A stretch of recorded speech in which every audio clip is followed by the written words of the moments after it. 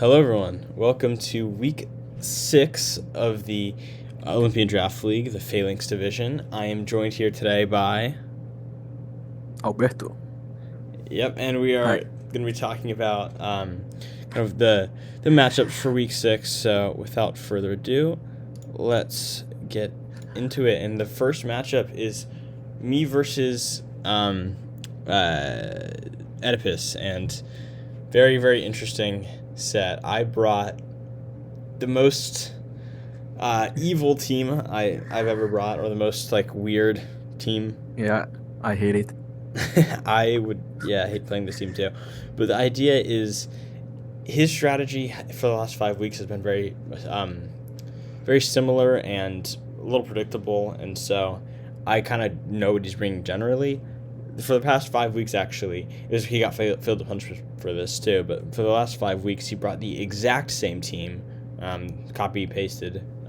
So I didn't know if he was going to bring the same. I assumed, because I called him out for it, that he would probably change it. And by bringing Gyarados, he guaranteed that it was guaranteed that he did, because Driftblim was on every subsequent team. But I realized, or I figured at least, that if he were to switch up his team, the only real change would be subbing in Gyarados for someone. I didn't know who, but it meant that I was actually okay here. I don't think I had Trick Room on Porygon at all. I think the main strategy was, for speed control, was just Tailwind on Volbeat, and then also Blaziken had Speed Boost, and then generally playing a very defensive game. I had a pretty cool strategy with Fire Pledge and Water Pledge to try and double the effect of all secondary effects, because I was going to Rock Slide spam. Also, Volbeat had Confuse Ray and Thunder Wave, and the goal was just to try and stop him from moving pretty much and whittle down his health. I was running Substitute on a few things, and so just playing very bulky and defensive and slow, and hopefully I would put myself in situations where I can tank a ton of hits and deal consistent chip to him, and even if it's not a ton of damage, he's not able to move very often, and even when he is, he's not able to break through my defenses. So that was the general strategy for this week. So let's get into the set. I lead Volbeat Porygon. I think they're two very good Pokemon. Intimidate actually doesn't affect me at all, because I'm one Pokemon Special with attackers. no actually attacking moves on Volbeat. I think this is probably the third time in 5 weeks I've run or in 6 weeks, I guess, or maybe it was the fourth time, but in 6 weeks where I have not run a single attacking move on Volbeat, which is a little crazy, especially because I have not been running the Mental Herb either. So I've been playing a little that's a bit risky too, right? Yeah, especially when you have so many Tauntmons, right? But Yeah. You'll see that we both immediately go for Thunder Wave, which is pretty funny. He Dragon Dances, but that's fine by me because I have Encore. And then I go for Thunderbolt into Gyarados. I think easily Oko, right? Because I'm running Max Special Attack. Actually, I think I'm running Max Special Attack Porygon. I can't remember exactly. But either way, I figure that Gyarados just gets Oko'd here. But when he doesn't, it lets me know he's extremely specially bulky. And checking his set, he's like Max Spadaf. Max PDF, Max HP, Careful Nature. I thought he might be AV, but because he's just literally Max BF, so kind of funny. It's fun for me though, because I can just click Encore to backs, though he does protect, and actually he protects both. Still not bad for me, because I'm able to click Encore into one of his two Pokemon and Encore him into protect, unless he switches both, of course.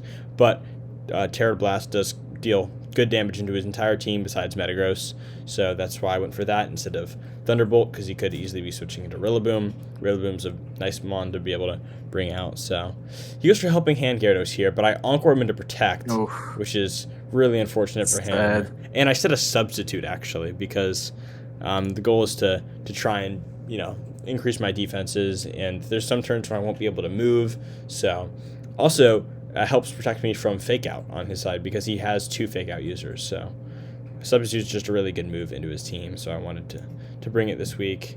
He protects Gyarados here. I was trying to Encore him into Helping Hand, but it's okay. Terra Blast actually does a good bit to Rilla as well. Yeah, nice damage. But I think this lets me know that he's AV. Is he AV? Is it? Yeah, He is AV, but Yeah. it's max attack, max speed actually. Yeah, so I'm not sure if I assumed he was AV Rilla. I think this let me know it was, but he could have just been running like Max Bedeth and AV on Gyarados instead, or something like that. So Yeah, judging by that damage, I wouldn't say it's AV because it's really not bulking in EVs, right? yeah, I can't remember exactly what I was thinking at So the time, but yeah, it could be just max special defense or max HP. yeah, but he helping hands here, and helping hand fake out feels weird. I think maybe he just doesn't want to be encored into protect, and so he uses a move with higher priority than my encore. But I encore him into the helping hand because I was going to encore him into protect, but he goes for helping hand, and that's Yeah. fine. I feel fine encoring him into helping hand as well, and this reveals my covert cloak Volbeat. Um, Mhm. and then I get full parried, which it is what it is. It really does. I didn't lose too much by not being able to move this turn, so I'm okay with that. True. He helping hands on a switch, so basically wastes his turn. And I go for this play because I figure either I kill Gyarados, or he switches and I can still paralyze the Rilla. He switches into back, so actually I don't end up getting that para, but it's fine. Like, I think Confused Ray might have been a better play there, but it's nothing too bad because it helps me with speed control too. Able to para the Prim and then go for Terra Blast into his Protect. He does quite a bit here, and this is where I remember that Hyper Voice hits through sub. I actually forgot about that. Yeah. Sound-based moves. Yeah, it was actually not a property of sound-based moves. I think it's just it happened. Yeah, it's just a coincidence, right? Yeah, That all sound-based moves go through protect or sub. yeah. I mean, But it's it's something that I should have considered before deciding to run sub. But one thing I'll also mention is that this grassy terrain is really good for Porygon because I lose a quarter of my health by setting up sub, and I can click recover, but ideally I don't have to, and this way I can just get like passive chip, and 1/16 like adds up over a long battle, which I'm planning to make it one. So I confuse Ray the Prim here just to try and stop it from moving, and he doesn't even break my sub, and I can do around half the Prim, and at this point he has a 50% chance to move because of confusion, right? Because 50% chance to hit himself in confusion, and then on top of that, only there's a quarter of the time he is full parried as well, so I guess that means he can only move 3/8 of the time. I don't know if that math is correct. I don't know either, but that's so sad. Yeah, so basically, he is more likely to not move than to be able to move. So it works out pretty well for me that he gets the full para, but it's not like luck, or it's not super lucky. He protects Prim here as I set Tailwind, so that's nice. Thunderbolt comes out into the protect, so this is like the third time he's successfully like protected into me, but it's the third time where he's done that and it hasn't mattered really because I'm able to set Tailwind still. We wasted Thunderbolt's okay because he gets full parried. Even if he hadn't, it's a Dragon Dance which I can encore him into, or Stomping to break my sub that I can just set back up. So really nothing that crazy either way. And you can just encore the protect again. And yeah, and that's exactly what I go for. And so I can ignore the Prim here because he gets full parried, which sucks for him again, like that he's just getting unlucky. But I can encore the Prim into protect, and the full pair on Prim doesn't matter actually at all. So Rillaboom sets back up the grassy terrain for me, which is really nice. He's not happy about that. Yeah, I think it's reasonable to be frustrated after this set. I think this was not like a set I would love to play. The Confused Ray just covers for a switch, which is what happens, and I get some nice chip into that too. I think I double into the slot actually. Oh, I missed my Thunder Wave on Rilla, and he crits knockoff, which is a little annoying. And I get full parried, so very lucky turn for him, but it doesn't actually matter too much for me still because I don't die to another move from Rillaboom unless he has Wood Hammer maybe, but I don't think so, or I can't remember at least. And then I'm still not in a bad situation here, so I Thunder Wave into that instead of Confused Ring into the backs, but I get lucky with the full para, and then I do some nice chip into Prim. So at this point, I'm just in a really good spot. He protects Prim here while I sit back up Tailwind. I go for Thunderbolt just to pick up the kill, but he protects. The problem is, though, he goes for Dragon Dance, so I'm really just able to Encore him again, and it feels like he's putting himself in these situations almost. So I do Encore him into Dragon Dance, expecting the switch. The full para, again, doesn't matter because Bax is just going to be clicking that move anyways. So he's kind of forced to switch there. I'm able to confuse, and I think I on this turn I doubled the Prim with, or the backslot with confuse and Thunderbolt, or maybe I just click the Terra Blast into Rilla. I can't remember, but Soup saying there was a 37.5% chance to break through confusion and para. yeah, so it is 3/8 because it makes sense. You just cut it in half and then a quarter of and a fourth. Yeah. So Savon said gonna tell my kids this was Gen 4 OU. I mean, he already has some of the moms and Metagross, Infernape, Gyarados. I mean, Volbeat. That's why my champ got banned, right? Was Volbeat Gen 4? No, Volbeat was like Gen 2, right? So he was already around. No, but I'm pretty sure my champ got banned because of Dynamic Punch. No guard Dynamic Punch. Yeah, this is just the goal is to try and shut him down. And you can see I can just go for another Confusion here. He hits himself, and I'm able to pick up the kill on Prim. So he's getting a little unlucky, but for the most part, it's not mattering. And at this point, he times out. So something about 4v4... Something about 4v4 doubles draft is that you have 7 minutes for the entire game. So if you run out of time, then you just lose. This was an 18-turn battle, which is extremely long for a doubles game, which means that he just timed out, and I was running a lowish on time, but I was able to click a lot faster because I didn't have to think too much when I was playing this, as you might be able to guess. But last week against week 4 against SMB, I had 8 seconds left in the final game that I won. So it's definitely a real thing to keep an eye out on for those really, really long defensive battles. So yeah, Cyber just confirmed. Volbeat is Gem 3 and probably got Prankster on Gem 5. Yeah, and Volbeat, I'm so glad they gave him Prankster because this guy has been a staple of my team. Also, you saw that I clicked Encore 6 times this this game, which is crazy. Though after game 1, I can't be too happy with how I played just because I attacked and protect so much. Even despite that, I only revealed 2 Pokemon the entire game, so really can't be mad at myself. And I know that he doesn't have a great answer to my strategy, so I can probably keep doing it. Game 2, Game 2 is funny. Game 2, I decided I'm going to go for my pledge lead, right? I'm going to click Fire Pledge and Water Pledge. But for some reason, I sent out Volbeat first. Maybe I'm thinking, okay, I can weaken him or para him and confuse him, and then it makes it easier for me to set up the pledge strategy or Tailwind first or something. But it's a little weird that I do this. I don't know why. It's a little passive too. So he goes for Protect here, and I Thunderwave the Gyarados, but he's Lumberry, which is kind of interesting. Lum. And I attack into Protect, so feels pretty bad, and he Thunderwaves me. So at this point, this is where I'm like, Boom. Once I see him click Terra Normal and Protect, I'm like, oh, I forgot he's going for Explosion. I just genuinely forgot about that strategy. I prepped for it. I have Terra Ghost on the Blaziken and the something else. Yeah, and the Porygon.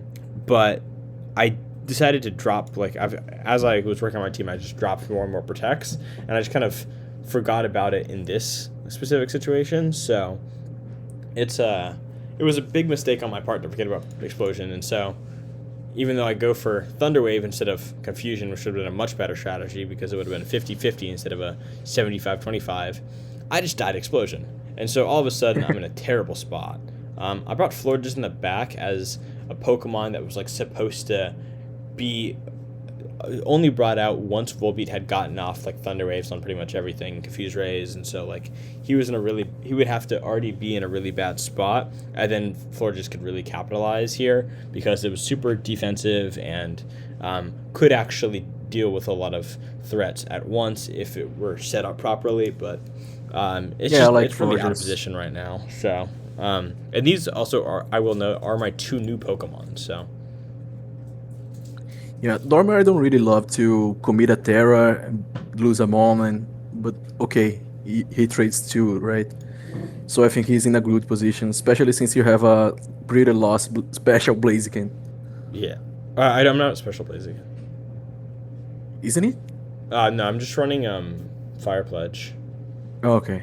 But I'm physical Blaziken. Yeah, because the idea was Rock Slide, but Fire Pledge uses Samurott special attack stat, so I'm fine. Oh, okay, nice. Blaziken. So I Terra Ghost here because I expect Fake Out into Blaziken, and then I go for Rock Slide, which misses Rilla, unfortunately. I get the flinch on Gyarados, which is nice, but Speed Boost happens, and I realize that I can't really go for Flare Blitz into Rilla here, so I have to just do this, but Knockoff does almost all of my health.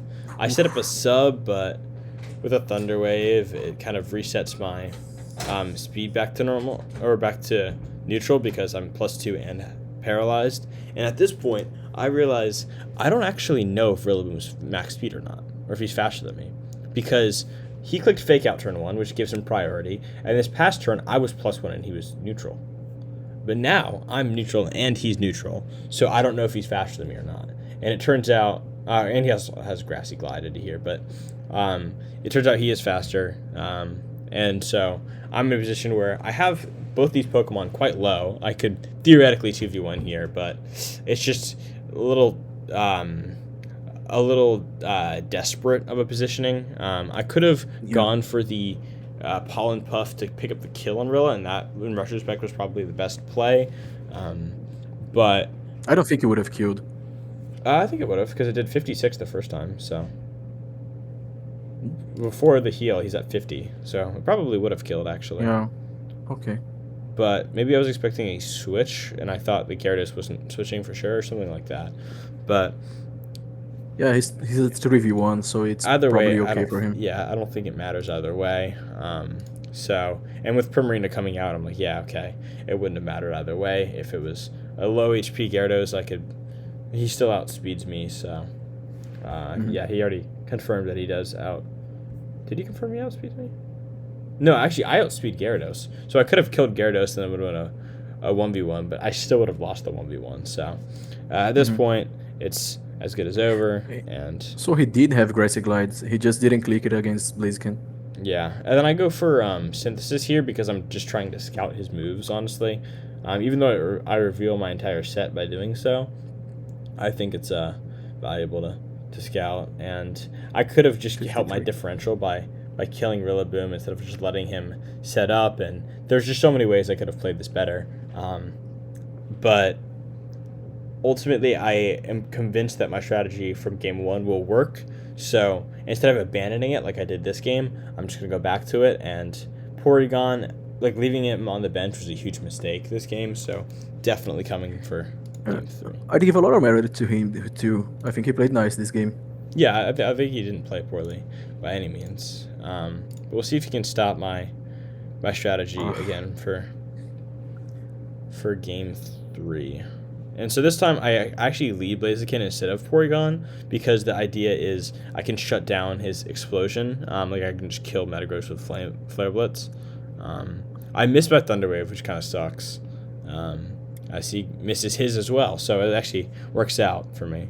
I get a speed boost, so I'm able to outspeed here. I go for Encore into Protect and go for Rock Slide because I figure it's better for me to just Encore him into Protect than to just kill him because he could switch, right? And so even if I waste an Encore, that's fine by me because it covers for him staying in, and I can click Rock Slide on the Blaziken. So I'm -1. I actually don't do too much. I'm not exactly sure why he's complaining about that because I Thunder Waved him. You both missed. Yeah, we both missed, so it didn't matter, and I could have encored him either way. So, I think yeah, he's probably still frustrated about game 1. Yeah, maybe just feels like yet another thing. And then I get the flinch, that is bad Oh. RNG. So I set up Porygon here Bro. because Blaziken feels like a sitting duck. I Thunder Wave into Protect, not a great play. And then he Dragon Tails me. So that feels weird. Blaziken comes out in front of 2 Pokemon that are water types, right? So it feels like it could be bad for him. But I can also just click Rock Slide, so... I decided to switch out, though, because I expect a Hyper Voice here. He misses Thunder Wave again, which is just really unlucky. It's sad. Thunderbolt does a lot. At this point, I think I can just... I go for Confuse Ray and Thunderbolt to Gyarados instead. Oh, yeah, because I see that Gyarados is in range. I think I OHKO'd him from, like, 80 or below or something like that. So one of those ranges, but he was 71, so... I knew that I could comfortably OHKO Gyarados, and I decided it'd be more valuable for me to just Confuse Ray and hope that Primarina either switches, protects, or gets full confused, and the odds of him attacking and not getting full confused, and on top of like staying in and not protecting, was pretty slim. So I assumed him to do something like this, so it kind of worked out in my favor. I agree, and killing Gyarados is also really important because he's only supportive Mon, right? Yeah, exactly. Like, basically, all his Mons are pretty offensive. Yeah, even Gyarados is offensive, but this one doesn't have a real attacking move. Besides Infernape, I think Infernape is also a pretty good supporting option, like with like coaching maybe or with Fake Out, but he hasn't shown it throughout the first 2 games, so maybe he's not running a supportive set. Who knows? But still, even he's supportive, he's really paper thin, right? Mm-hmm. He doesn't take hits very well, and that works out for me because I didn't have to. I was running more of defensive sets, and so being able to deal a lot of damage without investing too much in my offenses is really good for me. I kind of get the best of both worlds. So Gyarados goes down, and Metagross comes out, and here he just protects, which makes a lot of sense. I think I just Confuse Ray and Thunderbolt, which I do, and so it works out pretty well for me as again, because now all of a sudden it's a 2v4, and I haven't even revealed my last Blaziken's at full HP in the back, so I'm in a phenomenal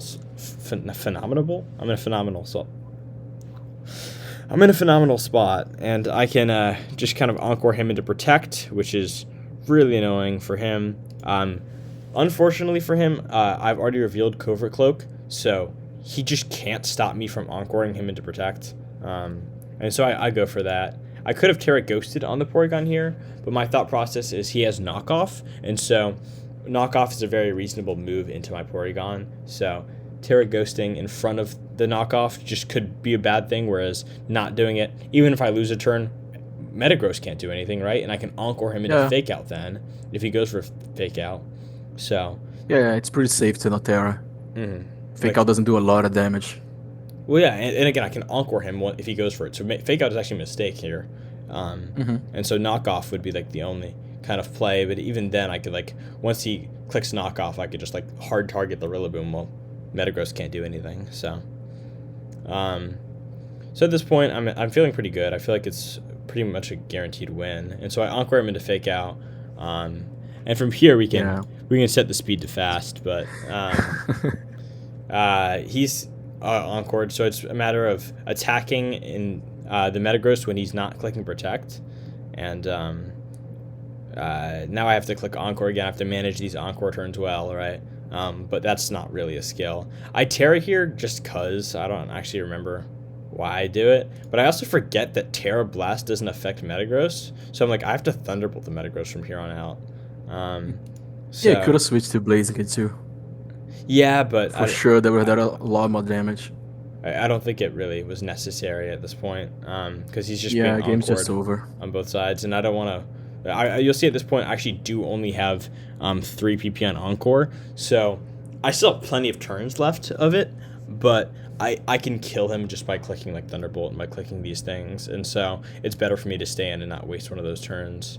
As you see, as soon as Encore ends, I'm able to just click it again. Rilla goes down, and now it's Metagross versus the world, and I still have 2 Encores left, so it's very, very unlikely that he wins at this point. Although he does time out, I mean, there was just no chance of him winning or even taking a kill, really, because that would mean him hitting like maybe like 4 protects in a row or something. I don't even know how many. He might have to protect on a turn of Encore. I don't think he would even have TP for that. But either way, no matter how the math worked out, it was extremely unlikely for him to win at this position either way. So even though games 1 and 3 were won from time technically, I think it was very obvious that Porygon was just going to be able to get those kills. And so this actually marks the first time. It's even though technically you didn't watch him get all the kills, this is the first time in ODL history one Pokemon has gotten all of the kills for a team, and the first time a Pokemon is 8-0'd.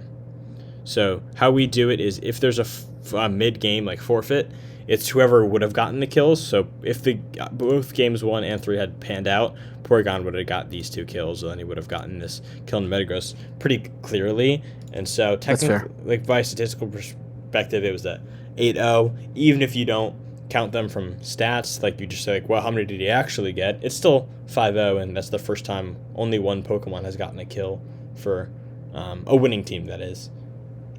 So that's kind of funny. But yeah, I can't feel too good about myself after that set. I think it was just trying to be annoying and stop him from being able to execute the strategy that I kind of expected from him. So thankfully it worked out for me. Yeah, I think he could have done more. He had the resources to stop the Encores. Yeah, and he kept like protecting and Dragon Dancing and stuff like that in front of Volbeat, and I think that was a mistake. So yeah. So let's move on to our second set of the week, which is Soup versus Pilza. And this is an interesting one because Pilza is bringing his newly acquired Superior, and Soup is bringing his newly acquired Ceruledge and Dondozo. So big. I think this is his first week with them. Maybe it's his second, actually. Lefke is new too, right? Oh yeah, Klefki is also new to Pilza's team. Good call. But big switch ups on both ends, so they're gonna have to be able to familiarize themselves in this kind of high intensity way. So we have a Hawlucha Thwackey, very very standard lead. We're gonna watch from Pilza's perspective because we're rooting for Pilza, obviously. I always watch for who I'm rooting for. Not always, but usually. And so a Klefki Superior lead actually kind of helps Superior, but Fake Out. Fake Out comes into Klefki, so pretty good play there. And good protect on the Brave Bird. The Klefki can't move, unfortunately. Hawlucha switches out, which is kind of unusual. King Gambit switching out makes a lot of sense because you expect the Hawlucha.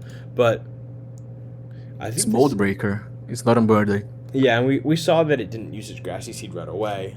But the repositioning here actually is kind of nice because you bait out whatever the Hawlucha answer is, and then you can see it before you switch in back in the Hawlucha. So King Gambit was meant to resist the Brave Bird, but he's 4 times weak to the close combat, and so works out pretty well for Soup. And Reflect is set, but King Gambit still can't live a 4 times effective close combat, so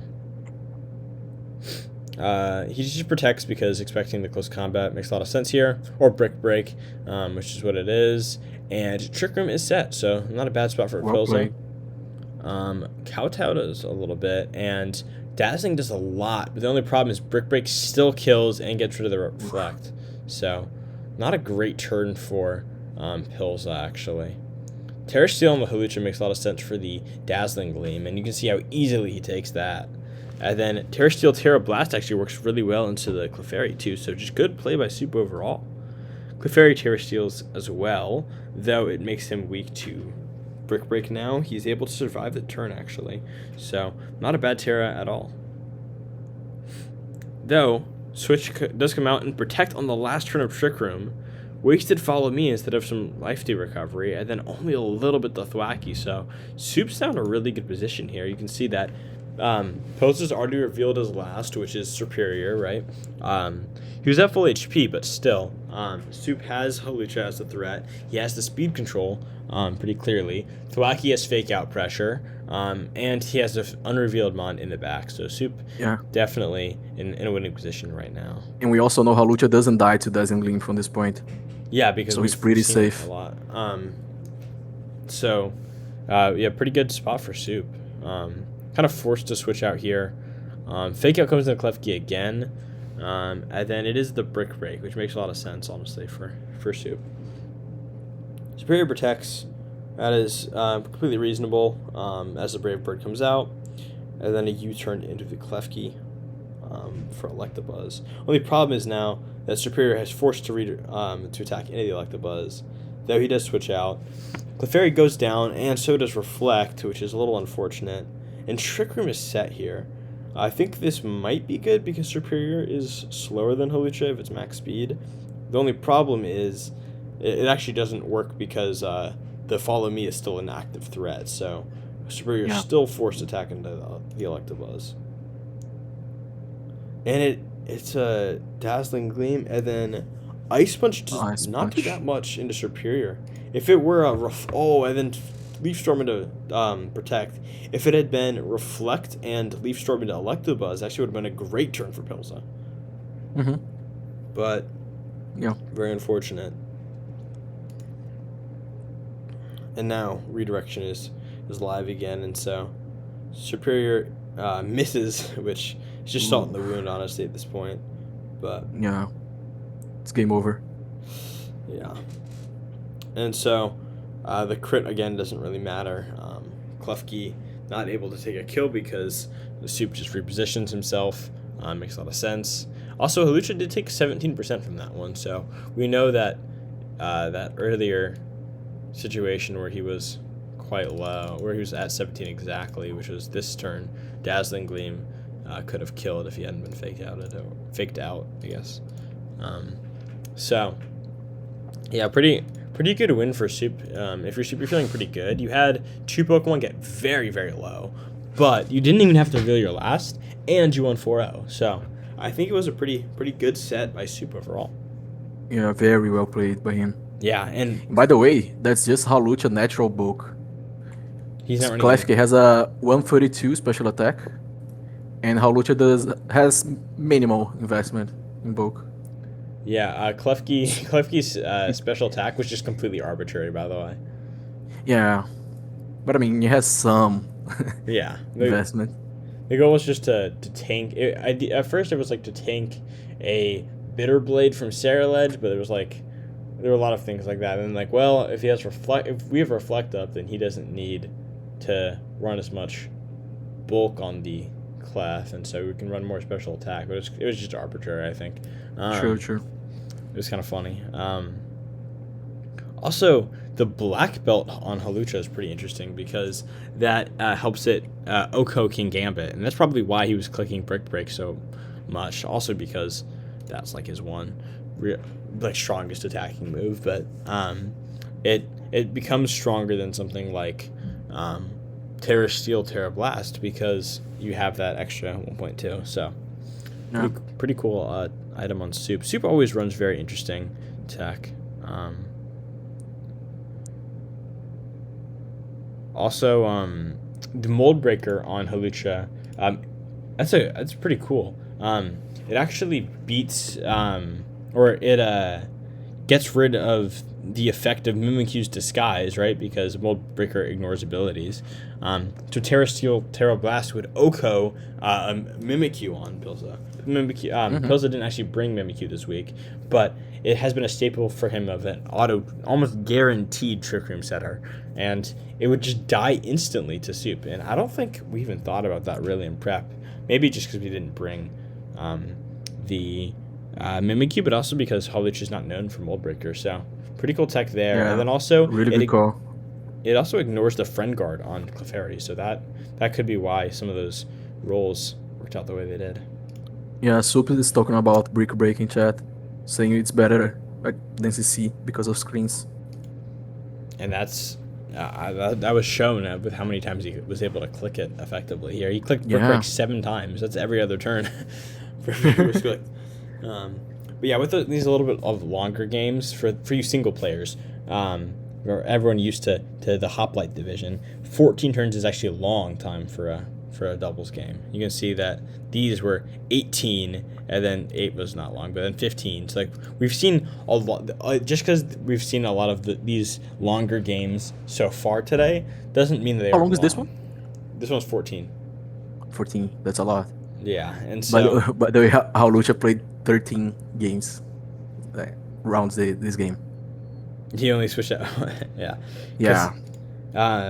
He was very well positioned by Soup, so Yeah. pretty good stuff on his part. And let's move to game 2, and hopefully Hills is able to make a little bit of a comeback here. But Saraledge Thwackey, and I love Saraledge, honestly. He's the coolest Pokemon ever. Immediate switch out because Saraledge looks very scary. And then as Reflect is set, U-Turn comes out, does a third of his own Pokemon's health, but it's weak armor weakness policy. And so Saraledge is just so strong all of a sudden, and he's able to Oko the Klefki through Reflect because he's +2. Wow. And Klefki didn't feel like he needed to protect here because after Reflect, he easily lives a Saraledge Bitterblade, but no more because of that weakness policy. So really, really cool play on Soup's part. Gets back up to full HP because of the Bitterblade. And Araquanid is a physical attacker, but Superior isn't. And Gambit is, but like Klefki isn't. But now he's faster. And now Saraledge is also able to have that natural speed into his whole team. And so Pills is just really on the back foot. The Terra Ice here is interesting. Probably for the Terra Blast into Saraledge, but gets redirected and not quite able to kill even with a double up. And so Leaf Storm would have been a much better play here. Wouldn't have wasted the Terra unnecessarily. And then you would be at +2. Saraledge would kind of be forced to target you down, but then Araquanid gets a free Leech Life into the Saraledge. And it could be a Protect on Superior's part. They just like could have worked out significantly better. And Redirection would be dead. So a little bit of an unfortunate turn for Pilza. Has to protect Superior almost because of the threat of Saraledge, and then Leech Life does come out into Electabuzz, but the statics are just salt in the wound, really, because you're now in an even worse position. You get faked out, and then you die, and so now you're in a spot where you have Araquanid, you have Reflect, but it's King Gambit and Araquanid, no Trick Room, no nothing, versus a +2 everything Saraledge, and Thwackey, and then another mon in the back yet to be revealed. So Protect Saraledge makes some sense here, stalling out that last turn to Reflect. Switching out Thwackey makes even more sense here, because you're able to also reset. scouting for Sucker Punch too. That does make sense, yeah. Protect Gambit here is reasonable because they're expecting the Bitterblade. But the switch out of Thwackey I think is really good. You reset, Fake Out, and Grassy Terrain if you want it, and you stall out that last turn to Reflect pretty well. So Bitterblade does come out does a lot into Gambit, and it reveals that Reflect it is light clay on the Klefki, so you can't really stall it to Reflect as easily. But Raybird comes out into the rack when it has so much health, and Kowtow doesn't even kill the Saraledge. Wow. At -1. And the full bear on the Araquanid, just really, really bad there. Oh, he was going to click Liquidation into Hawlucha, which would have picked up the kill, but wouldn't have changed things in this situation. It was still Saraledge as is versus Thwackey. With this situation, it's very hard for Pilza to win just because of a Fake Out into Gambit, and then you can kill Araquanid, and then at that point it's just a 2v1 versus Gambit where Gambit can't win. So either way it was lost, especially with Shadow Sneak, because Sucker Punch fails, as we see here. And wow, just a really, really well played set by Soup overall. Yeah, a nice prep too. Really like his sets. Yeah, and he's saying he was expecting a Protect from Gambit, so he wanted to wait to protect turn while Leech Life looked for a kill. That makes sense. Yeah. Yeah, I think he played pretty well. I mean, it was 21 turns, and you have obviously 2 mons per turn, so a lot of decisions that can be made, and I think he made maybe a few things that could have been done slightly better, but other than that, it was like perfect. So just really that's a 7-0 too. Yeah, and that is really impressive. The fact that Pills was only able to take one kill despite having some really powerful Pokemon is just a testament to how well Soup played. So, And I don't even think the Pilsa played bad. I oh think he yeah, played fine. I think he made a lot of reasonable decisions, and so I can't Yeah. really blame him for. Like, I think there were a few things where they were a little unfortunate, but like a lot of the times it'd be on the turn it makes sense, but Soup is able to punish it in the long run, and I think it was just really well played on Soup's part, honestly. So let's I move agree. on to our third set, which is Charcoal versus Saline. This was a pretty interesting set coming into it because they are both good players who are in worse spots in terms of their record than you might expect them for two good players. We're both 2-3 coming into this, so two good players with pretty decent teams with losing records. So one of them would be 2-4 after this. I think I'm getting this right, but I think one of them would be 2-4 after this, putting them in a Yeah. really tough spot to make playoffs, and the other would be 3-3, having a pretty alive and well playoff hopes. So it means that there are a lot of playoff implications with this game, even though it's only week 6. Hmm. Additionally, we can see that the new Pokemon on Charcoal's team of Gardevoir is making its first appearance, and Saline made 0 transactions throughout the entire season, so just kind of two slightly different approaches. There are a lot Yeah. of people who dropped and added a lot more Pokemon. You saw I only changed 2. Pilza changed 3, I believe. A lot of people changed their teams a little. Yeah, I changed a but lot too. how I many don't did know you how many, change but I think I changed 3 or 4 throughout the season, or? throughout the season. Yeah, because you had Glow King, you picked up Yeah. the Porygon I was the Z. one who drafted Thwacky actually. I had Sceptile, Frostless. Oh yeah, you had Yeah. you picked up Dusclops. I think you made a lot of good additions to Yeah. your team, and I think Gardevoir is a great addition to Charcoal's team. I think that was a Yeah, I mon agree. that I talk with Charcoal and Pilza about, and like Wad to an extent. Like, there are a lot of people I talk to, help them out with their team when we had a sub and I helped them out. I think that's just kind of a nice thing to be able to do, just like talk and help people out with their team. And when like you suggested Porygon Z, I was like, wow, that's a great pick. I think it works super well on your team. I had the same exact thought process with Gardevoir because Charcoal suggested Gardevoir. I'm like, yeah, that fits very well. At first, I thought it was like good, and the more and more I've thought about it, I think it's a great addition. And it's really nice kind of to have a faster mon like that, especially Yeah, with it's really Scarf. it's really flexible too. Has a lot of decent supporting moves. Trace Oh, is really so many, useful. yeah. Hits super fucking hard too. And And I helped him prep this week. We ran a bit of mocks, and every game he brought a bit of a different Gardevoir. It was funny. yeah, well, hopefully the one he settled on was good because we'll see his set this week. Immediately, it is Skeletor versus and Electivire versus the kind of standard Goldengo and Berserker. We see already Air Balloon on Goldengo makes a lot of sense into the Ursaluna, but has no impact on the Skeletor, who is a great Goldengo answer. Yeah, Skeletor, I think he's his best mon in this matchup.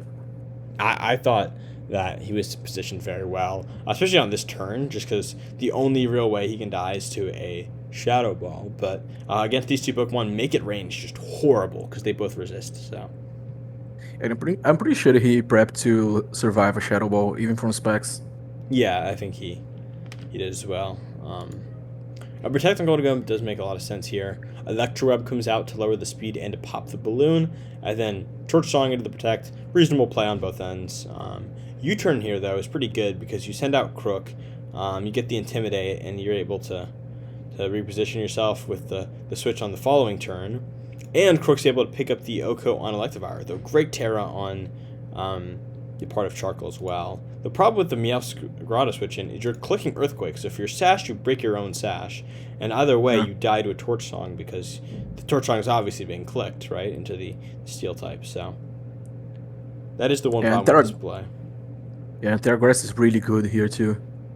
Oh yeah, I Because it mean, only gets hit by the Salamence with stab, right? Right. Yeah.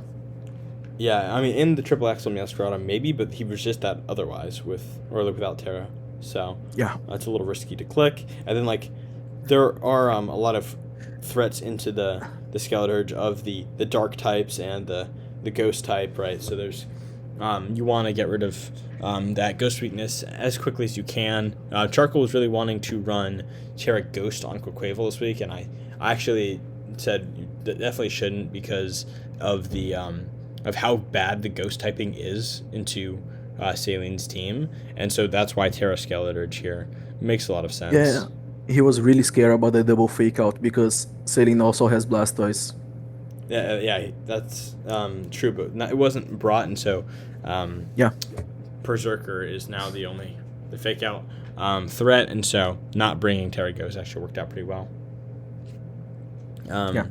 And we see the Torch Song does pick up the kill, so Berserker comes out with fake out pressure into these two, and fake out does come out into into the Skeleturge, but Earthquake just loses all of the health of Berserker, even though it does a lot into Quaquaval. You kill your Pokemon who is at 90%, so just huge mistake, honestly, on Saline's part, I would say, because Hmm. you're already in a somewhat worse position, like at the start of this turn.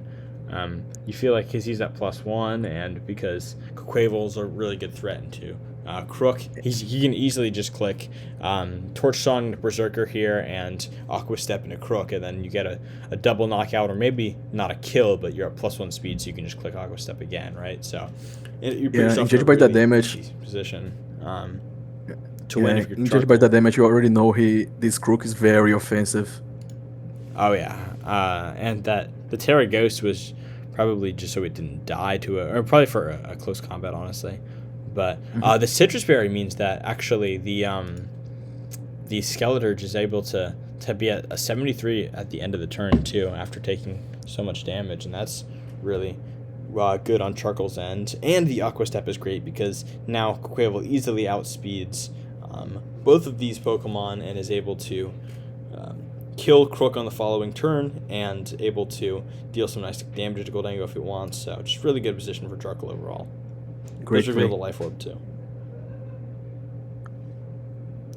Protect here is completely reasonable. Probably trying to reduce Goldengo's special attack after a Make It Rain. Wasting it on a 5% Pokemon. It's really completely fine for Charcoal. And now you're in a position where there's no way that Goldengo can win this game, pretty much. He does a Yeah. lot, and Torch Song is able to kill. I mean, the only way he wins is if he like crits the Ursaluna on the following turn, but even then, he has to live this Torch Song, which only is possible if he crits that as well. So he probably need back-to-back crits to win the game. And Yeah, so but that turn was really interesting too because it was completely open. The turn previous with Quaquaval. this one, Yeah, because anything could happen this turn. Quaquaval could have hit Goldango, he could have just killed Crook, because you don't know for sure his choice band. You just know yeah, he's really offensive. So I if think you he expect a probably is protect from though. either one, the other can kill your ones. I think he almost definitely wouldn't have clicked Earthquake into Berserker though if he were anything other than Yeah, Earthquake. I think he probably yeah, should have switched out the Crook instead of killing his partner, but by doing so, it reveals okay, he's definitely choice.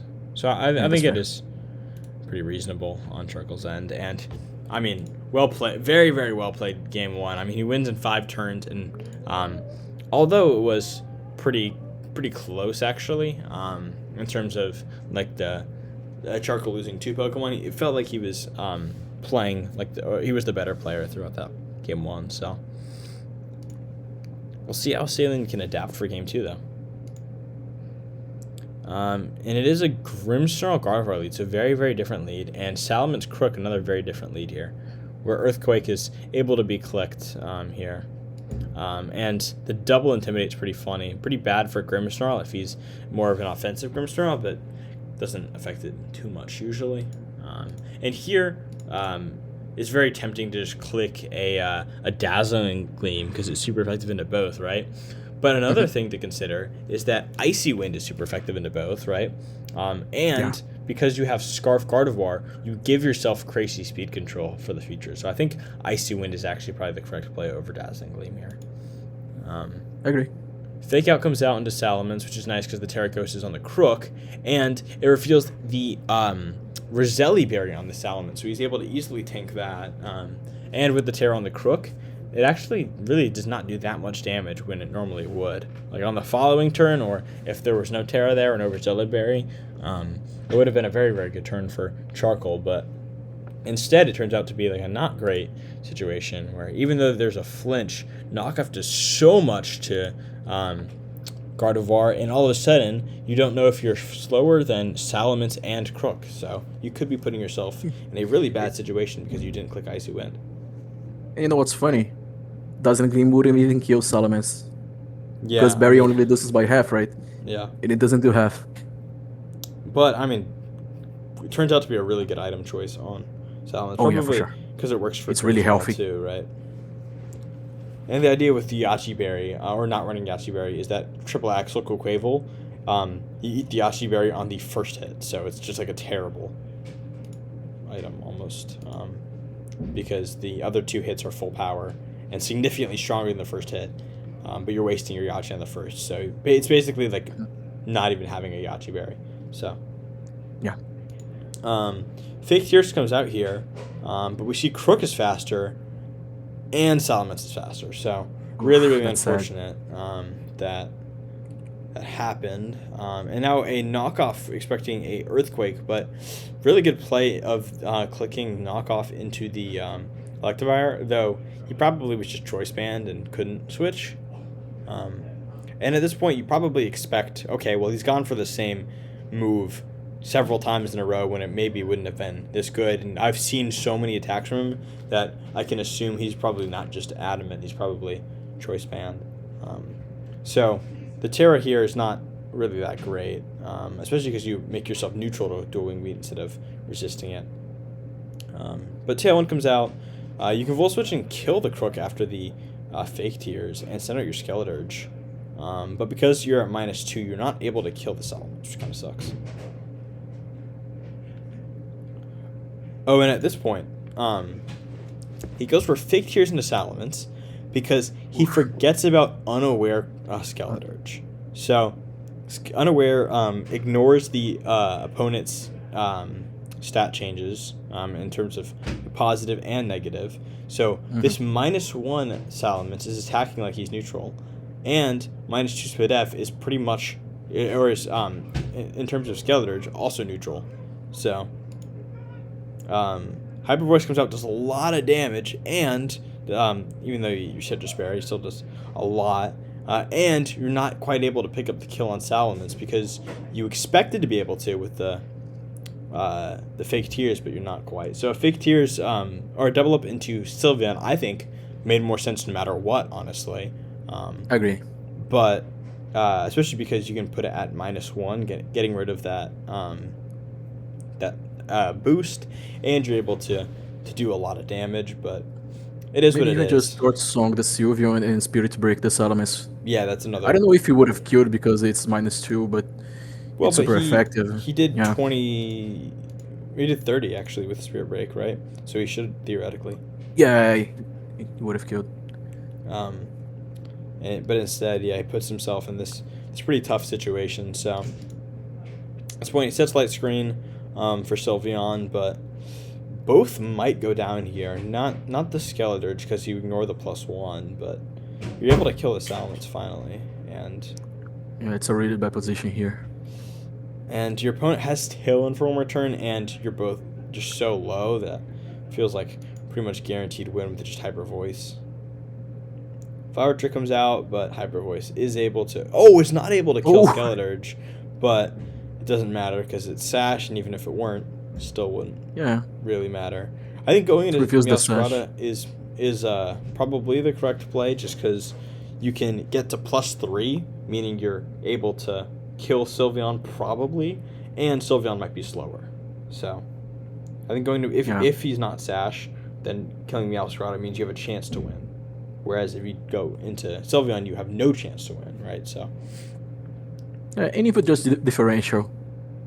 Because Sylveon's not dying to a single Torch Song. Yeah, but if you're actually. It was +2, I think. Yeah, +3 after he would be +3 attack if let's say Meowscarada is dead here. Then he's +3 Torch Song into Sylveon might kill. I don't actually know. Sylveon is quite naturally especially defensive, but no, the third boost was after attacking the Meow. Huh? The third boost. Oh yeah, wait no, but that was in Tailwind. Oh, right. I don't know if he was faster or not, but at that point, Charcoal didn't know if he was faster. I think so. Yeah, it makes more sense to go into Meowscarada. So, yeah, I agree. Not very poorly played by Charcoal. It's just pretty well played by Saline. It was kind of like the same thing game 1, where it wasn't really poorly played by Saline. It was just really well played by Charcoal. So. Let's move now to game 3 and see kind of who's able to take this pretty close set overall. It is a Sylveon Goldango lead, which is pretty interesting. I think Sylveon bringing it makes a lot of sense because it was so good in game 2. Bringing back Goldango after a little bit of a rocky game 1. And Ursaluna's in a little bit of a weird spot on this turn in particular. Electivire as well, so we'll see kind of what happens. Volt Switch and no Protector Switch on Ursaluna as well. Make It Rain comes out, does half, and Headlong's able to kill, so not bad, though you will die to Hyper Voice now, so feels like it could be a bad trade for Charcoal, actually. Because you lose a half of your health, give him a special attack boost, which is not good for Skeletors, but good for Quaquaval, or good into Quaquaval, right? And you reveal your last Pokemon, so you have 3 revealed instead of 2 revealed, and you just feel like your type matchups are also bad, so Charcoal feels like he's in a little bit of a worse position. Meow is really good into Charcoal. Yeah, in this position, I mean, he could really do a lot into either, so. The Terra Flying makes some sense here, because of the Flower Trick that comes out, and Triple Axle is better than Brave Bird because you don't take that breaks recoil. The sash and kills. But because of the Life Orb chip, even though you're neutral, and because he's +1, you do die to the Hyper Voice. So now you're in a pretty rough situation here. You can redirect to try and keep your Skeletors alive, but the slack off there, I think that's a big mistake. I think because you resist the Hyper Voice, you just rip the Sylveon. Yeah, and then you can click. You're gonna be in a position where you're low enough where you get the full 50% from slack off the following turn, and you can not click Follow Me on Electivire that turn too, probably. But I don't think it didn't really matter in the end because I capped with him, and Torch Song in Sylveon was a 3-hit KO. And at that point, Skeletors were probably dead already. Also, we learned that we've learned from this that Skeletors was in fact faster than Sylveon. So if he were not Sash on Meowscarada, he would have won that game. Yeah, right. Which is kind of crazy. So good bring on Sash there, even though it's standard. Another Follow Me means that you kind of actually, because of the double attack here, you are really just wasting the moves of the Electivire. Something like Ice Punch would have been so good into Salamence, but anything would have been better. So at this point, you're just trying to raise your special attack, but Hyper Beam seals the deal. So yeah, pretty well played by Saline, and Charcoal honestly didn't play poorly either, except for that game 3 felt like a little bit worse, but the first 2 games felt very well played, and super close on both ends.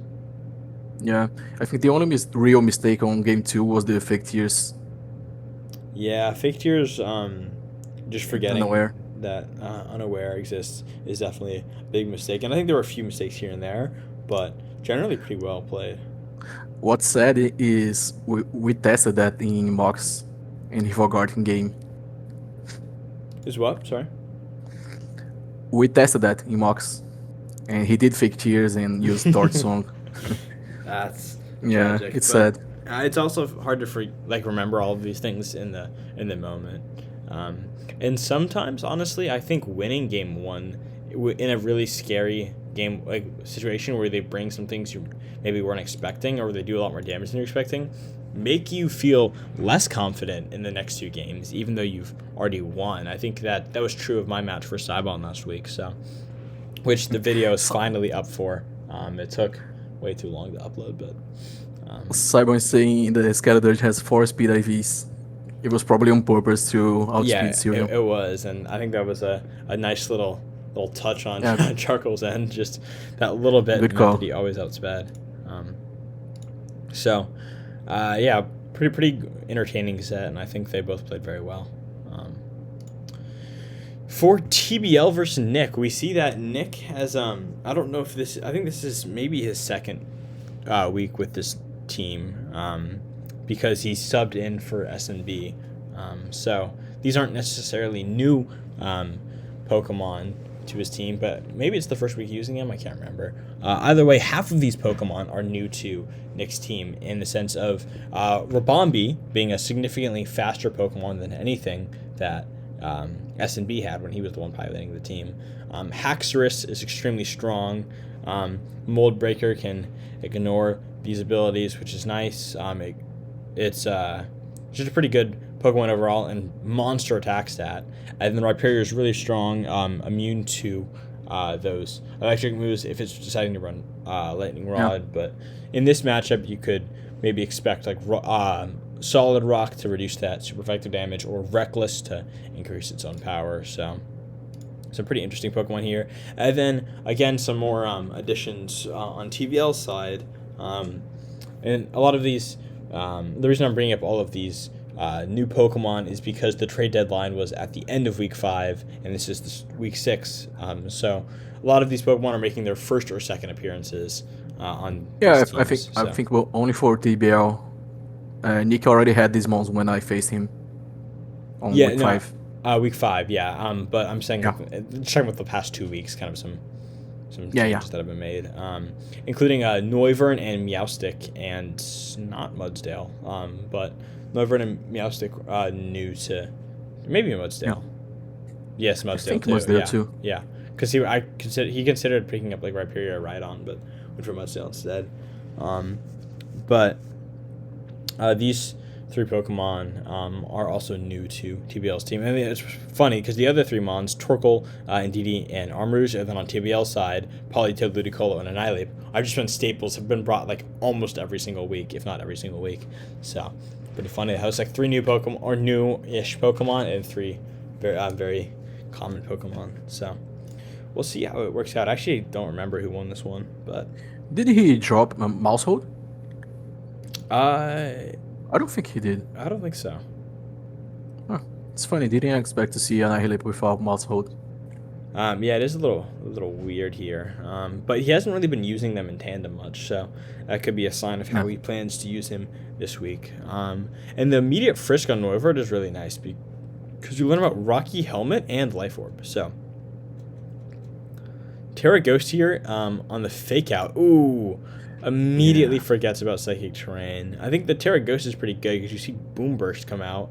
Does actually quite a bit of damage, so a Shadow Ball on the part of Meowstic into Armor should have been great, or maybe if you're expecting a Follow Me on the part of Indeedee, then just like any other attack or anything could have been pretty solid, but forgetting about Psychic Terrain is quite unfortunate on TBL's end. Yeah, that was sad. And then Armor Cannon comes out. Ooh, barely lives on Meowstic's end. And no Trick Room, actually. Psychic's really wanting to get rid of that Meowstic. Interesting. A switch out here means that the Rhyperior is easily able to tank the Boom Burst. And Annihilape is immune to the Boom Burst as well. So pretty good positioning on the part of TBL to just kind of position a Ghost type next to him. But also good repositioning on the part of Nick. So U-Turn's able to kill the Indeedee, and Annihilape is able to stay in for the Boom Burst and then switch out afterwards, which is pretty well played on the part of TBL. So Politoed comes out here. immediate threat to the Rhyperior, but Torkoal is sent out, so really, really unfortunate. You just sent out your Rain Setter, and immediately it's gone, and now he feels really weird and out of position, and a lot of the time, Politoed can't do too much damage into Torkoal in the sun anyways, so pretty unfortunate spot if you're TBL. You probably want to consider... pretty underwhelming without Rain. It really is. It's just not a great Pokemon other than the Rain, and a few supporting options, so you probably consider switching back into Annihilate and clicking Boomburst again here, I would imagine. But instead it's a helping hand, so protect here. Oh, and Boomburst is clicked anyway, so instead you're doing more damage into your partner, actually doing over double the damage into your partner than you're doing into the opposing Rhyperior. I think a switch into the Annihilate and clicking Boomburst would have made a lot of sense, or maybe a move to hit Rhyperior a little harder if you're not Specs. It's Specs for sure. Yeah, probably from that damage. Yeah. And the fact that he's just been spamming it, but it is eject button, Politoed. Interesting. I think just the hard twitch into Annihilate would have made a lot more sense now. And then Rock Slide comes out and Okos then over to a crit. I think the crit might have mattered. Probably. I think it did. And then Rain comes back up. So at least you get Rain back up, but still not feeling too great if you're TBL. And then immediate switch out here for the Torkoal as the incoming Armor Rouge does go down, but the Terragrast allows Rhyperior to live and actually get a nice revenge kill on the Politoed. So pretty well played by Nick here, because he's able to put himself in a situation where it's Annihilate versus the world. Rage Fist is able to kill the Rhyperior, but Weather Ball does so much. Wow. And I don't think Rage Fist kills here. No. It crits and it still doesn't kill. Wow. Yeah, it reveals the citrus at least. Yeah, at least you get a little bit of information there, but also not going for Eruption is interesting. I think he could have gone for Eruption the prior turn, but maybe he was expecting an attack into the Torkoal. I think Weather Ball makes more sense, actually, now that I'm thinking about it. Yeah. And what an audience for this game, by the way. Can we just talk about that? Yeah. I think everyone, it was the last game played in the week, right? It was, yeah. It was. They had an extension up until yesterday, so everyone was waiting for the game. So moving on to the game 2, I think TBL needs to reconsider how he uses Noivern and reconsider how he's going to click that Boomburst button, and also position himself around that sun a little bit better. And no bring of Mudsdale. Mudsdale's pretty good into his team, actually, so just another thing to consider. It is a Noivern lead right away, and it's Noivern Ludicolo into the Haxorus and the Rabombi. So immediately you're threatening switching into Politoed to increase the speed of that Ludicolo. Ludicolo can really threaten the Ice Beam into Haxorus for Noko, though Noivern as well can threaten Haxorus as well with a like a Draco, or maybe a switch into Annihilate for a Boomburst to do a lot and bring Rabombi down to Sash, though Rabombi has a lot of answers of its own, able to easily, both of these Pokemon actually able to easily do a lot into Noivern, so just things to consider. And Moonblast is super effective into an incoming Annihilate as well, so a lot of ways this turn could go wrong for either player. So Terra Fire right away, probably expecting an attack from either, but neither attack into the Noivern, so just a huge overcommitment on TBL's part. But you can't even blame him for clicking it, really, because so much pressure is kind of forced to Terra. Though Terra Fire just to U-turn is a big mistake. Probably because Rabombi outspeeds max speed Noivern by 1 exactly, so he felt like he had to. Really unfortunate situation for TBL. You feel like you got outplayed there. I don't really know why he is Terra Fire in the beginning. I mean, sure, you can resist the fire moves coming from all the fire types. Well, and yours is Fairy. Yeah, sure, but wouldn't Terra Normal be better since you're planning on clicking Boomburst? I think the logic was resisting you want to resist fire and resist fairy instead of just being neutral to them, because you could still die to like eruption even if you're neutral into it. Yeah, that's fair. I don't think it's unreasonable, but a hard switch into Politoed actually, in retrospect, would have been a little bit better. Ludicolo Ice Beams into Protect, so pretty good play by Nick, actually. He really takes advantage of that. Moonblast comes out and does a lot. Ooh, Scale Shot misses, but he's able to Terra and resist that that strong Ice Beam from the Ludicolo, and Weather Ball does not even kill Rabambi, because we see that Rabambi's sash is already gone, so theoretically he should be in range of just dying straight up, but he's able to live that Weather Ball, so... Yeah, that's what I'm saying. Politoed sucks. Yeah, Politoed is really not as strong as you might expect it to be at first, so a little unfortunate for TBL. Pollen Puff is able to pick up the kill, and Ludicolo crit really didn't matter, I imagine. And then Scale Shot comes out here too, is able to do most of Politoed, half of Politoed's health because it hits 4 times. And Politoed can't even move because he's forced to switch out into Mudsdale. Now, if that were a hard switch into Mudsdale, would have been a great turn for TBL, but really unfortunate because he's just not able to do anything. And there's still 1 turn of Tailwind, so... There is a Protect here, and Scale Shot will kill if it's 5, but... It's 4. Ooh, it's only 4. Theoretically, he could have lived that anyways. I don't... If he had gotten unlucky, but now he's in a situation where he could die here. Hurricane, though, was resisted. Very interesting move. And you kill your own Noivern. Wow, TBL's really good at killing his own Pokemon. That's just really unfortunate. Because now we're in a situation where if there's Torkoal in the back, Torkoal should just be able to get rid of this weather. But also, even without that, I mean, Mudsdale is the only option that that TBL has, because Politoed can't do that much damage and can die pretty easily. So, ooh, but Indeedee comes out, meaning it probably is just E-Force on behalf of the Armor just so much into Mudsdale. Definitely not AV. Earthquake finally protecting while he's going for a move that hits his entire team, but I think it's too little too late, as Psychic should pick up the kill here. Weather Ball does a little, or is able to pick up the kill, but Psychic doesn't kill, actually. Oh, but it's only Weather Ball and Politoed, and that's a huge mistake.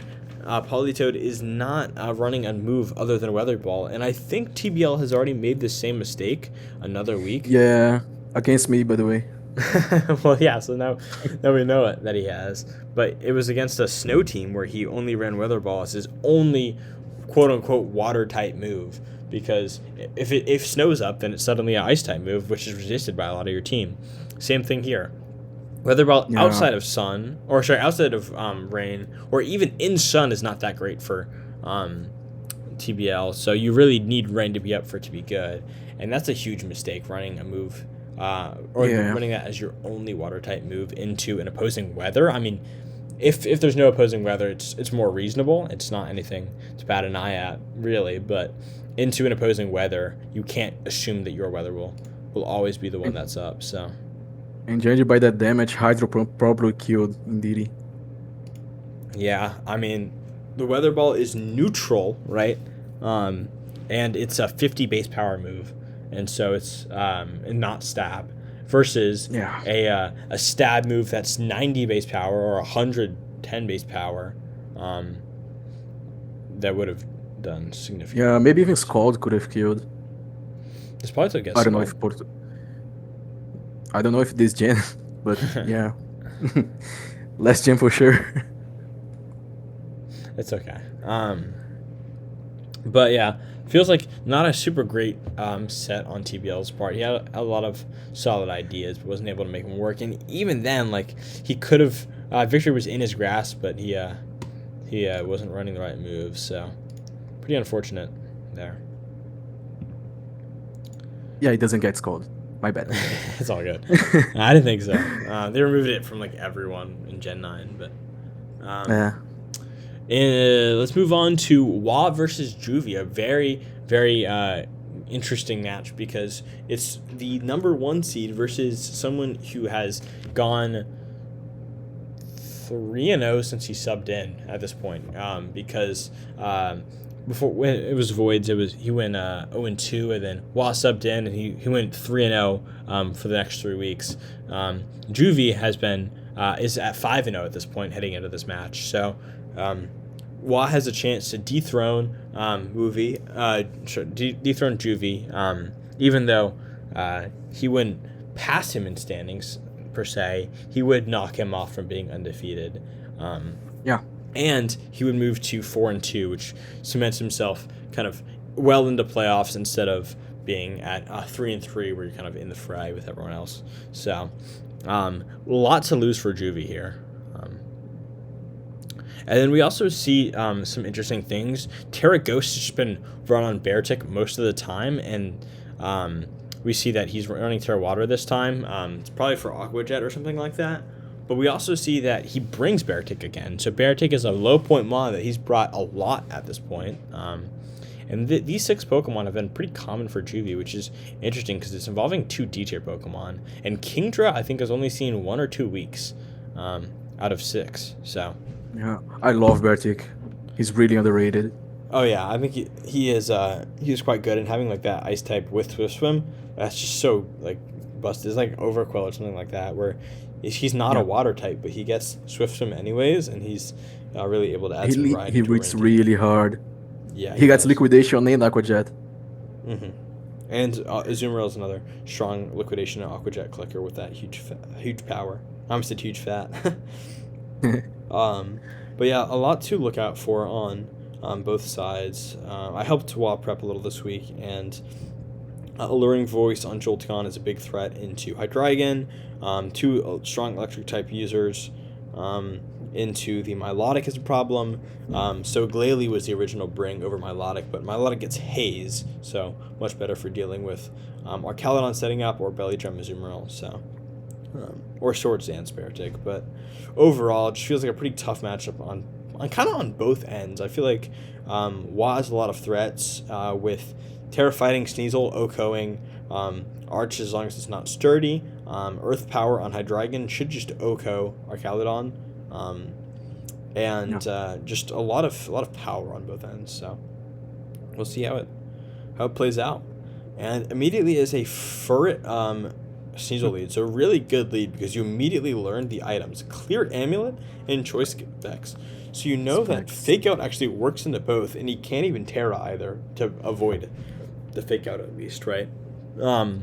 So pretty good position for Wa. Though Choice Specs can do a lot of damage, so something to consider for sure. That's why Fake Out would make quite a bit of sense under something like the Jolteon, for example. And it is Protect Beartic. Fake Out does come out into Jolteon, and a knockoff into Jolteon, the Euro Spec. So really a wasted Protect on Juvie's end. Thunderbolt does a lot, but the Terra Water on the close combat, and the knockoff's not quite able to pick up the kill. So if that were a normal type attack like Double Edge or any other one from Furret, it would have been a kill on the Beartic. Really unfortunate that he wasn't able to, though it does cover for a switch a little bit more. I'm going for this. I think it makes sense to go for a normal type move and a close combat here, because the only things that resist close combat are Pelipper and Azumarill, and they take neutral from the normal type, and Archaludon and Scrafty both probably die to a close combat plus normal type double up, though Arch maybe lives and is quite low instead. So he doesn't have a normal type move, only Super Fang. Well, yeah, that's quite unfortunate. Yeah, that's probably why. He probably just thought he could kill, and that's not unreasonable. Yeah. So, unfortunately, it does go down to a Rock Slide here, and now Whimsicott comes out. So even still, you've done a lot of damage if you're Wa, so you don't feel like you're in that bad of a position. Another Protect on Beartic, actually, as Tailwind comes out. Knockoff trying to pick up the kill, but comes out into the Protect here. And Voltage just 40%. Oh, the Citrus Berry is quite nice, though. So you actually only lose 15 from that. Pelly sets up the Rain, but Sunny Day immediately comes out here, and means Beartic is slow again, so it's able to die. And there's now Tailwind on both sides, so means that Juvie doesn't really actually have an advantage after that turn, which works out pretty well for Wa. He's able to kind of put himself in a situation where he can maybe make something happen here. Though switches out the Whimsicott as a the double up from Juvie is able to kill the Furt who redirected. So at this point, you're in a situation where you can kill the Jolteon. You live in Alluring Voice because you Terra Poison, right? Then you can Earth Power kill, and then Moonblast for chip into Pelipper. And you can probably win this with Earth Power into Arch, then Moonblast into Pele. I think it's definitely winnable. So Alluring Voice comes out here, and it is Moonblast. It's just half into Pele as Earth Power kills, and reveals Life Orb here. And then Whimsicott's able to hang on. It doesn't have to reveal Sash or anything. So at this point, it is a Tailwind just to match the Tailwind on Juvie's side, as Electroshock comes out on Arch, and it crits. Ooh. And without the crit, it was I think a guarantee to live from Hydreigon. I'm not sure, but either way, Hydreigon would have been able to do a lot of damage. You find out whether or not Arch is sturdy, and I think actually Wa can comment on this more because he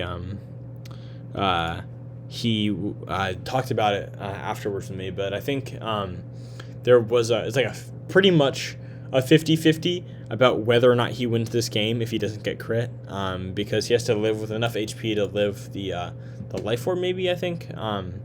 But either way, just really unfortunate situation. Women goes down here, and it's a 2-0 win for Juvie, though, again, it could have been much closer. Yeah. And so, really an unfortunate crit for Wa, making this game less close than it should have been. So let's move on to game 2 and see kind of how they're able to adapt.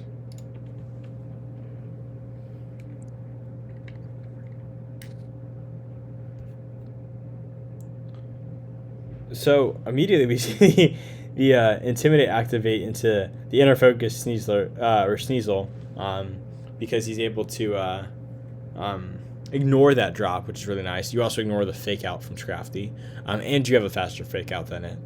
And the competitive boost from Milotic puts it in a really good spot here. Time to use special attack does so much damage into whoever. And then Terra, just immediately going for the gold of the Terra fighting close combat into the Arch, but really doesn't work out here. So this turn, I think he had to try. It was kind of safe to try, right? Because Scrafty doesn't do a lot of damage to either Milotic or Sneasel. Committing the Terra is a big mistake, though, because you still haven't figured out if it's stamina or sturdy. And if it's sturdy, then the Oko is impossible. And a Fake Out into Scrafty meant that you're able to... the Milotic is Wakanberry, I believe. So it's able to get off a lot of damage here. Regardless. So I think even if you go for close combat, I think that's a better play.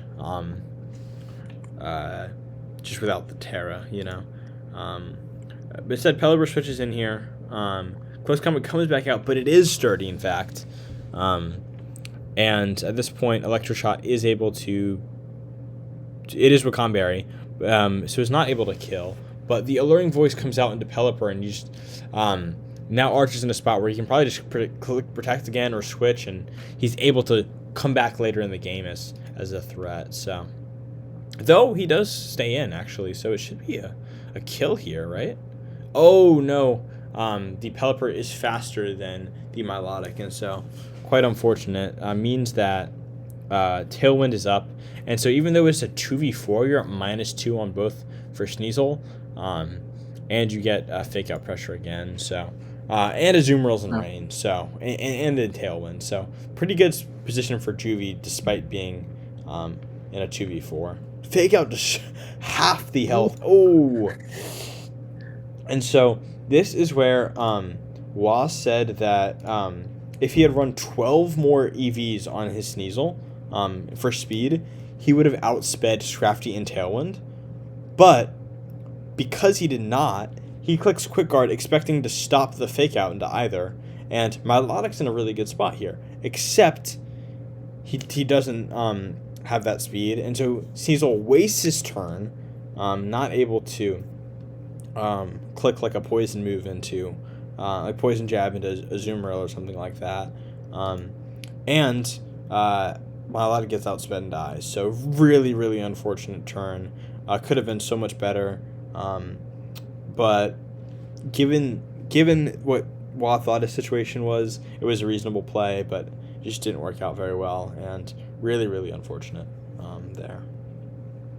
And also it reveals, I think this is, the fake out into the inner focus Sneasel, by the way, was a mistake.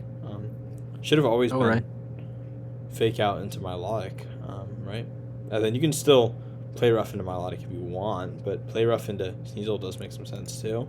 Yeah, he ended up working out in the end because the Sneasel is Sash, so he already broke it. Did he get game 1? No, he didn't. How do you know it's Sash? I think I know because I have the paste open. It worked out. Yeah, so not even a great play by Juvie per se. It just happens to work out because Wa makes that big blunder there. Again, just a quick mistake in prep, or just like a one thing that you forgot about is a little unfortunate. Also, probably just because the speed tier on Scrafty was a little different than expected. But Aquajet's able to pick up the kill pretty easily here. The Tailwind's able to come out here and Poison Jab Okos. So actually, it's suddenly a 2v1 when it used to be a 2v4 two turns ago. But it's an unwinnable situation for a Hydreigon that can't Terra. And so Juvie's able to win it. Again, a much closer game than it appears to be Yeah. at this point. Arch gets his first death of the season, which is good. But Which is good, it's funny. but pretty unfortunate for Wa. It felt like winnable in both games at different points, but just a little bit of RNG and a little bit of like a few like small mistakes, and just wasn't able to translate here.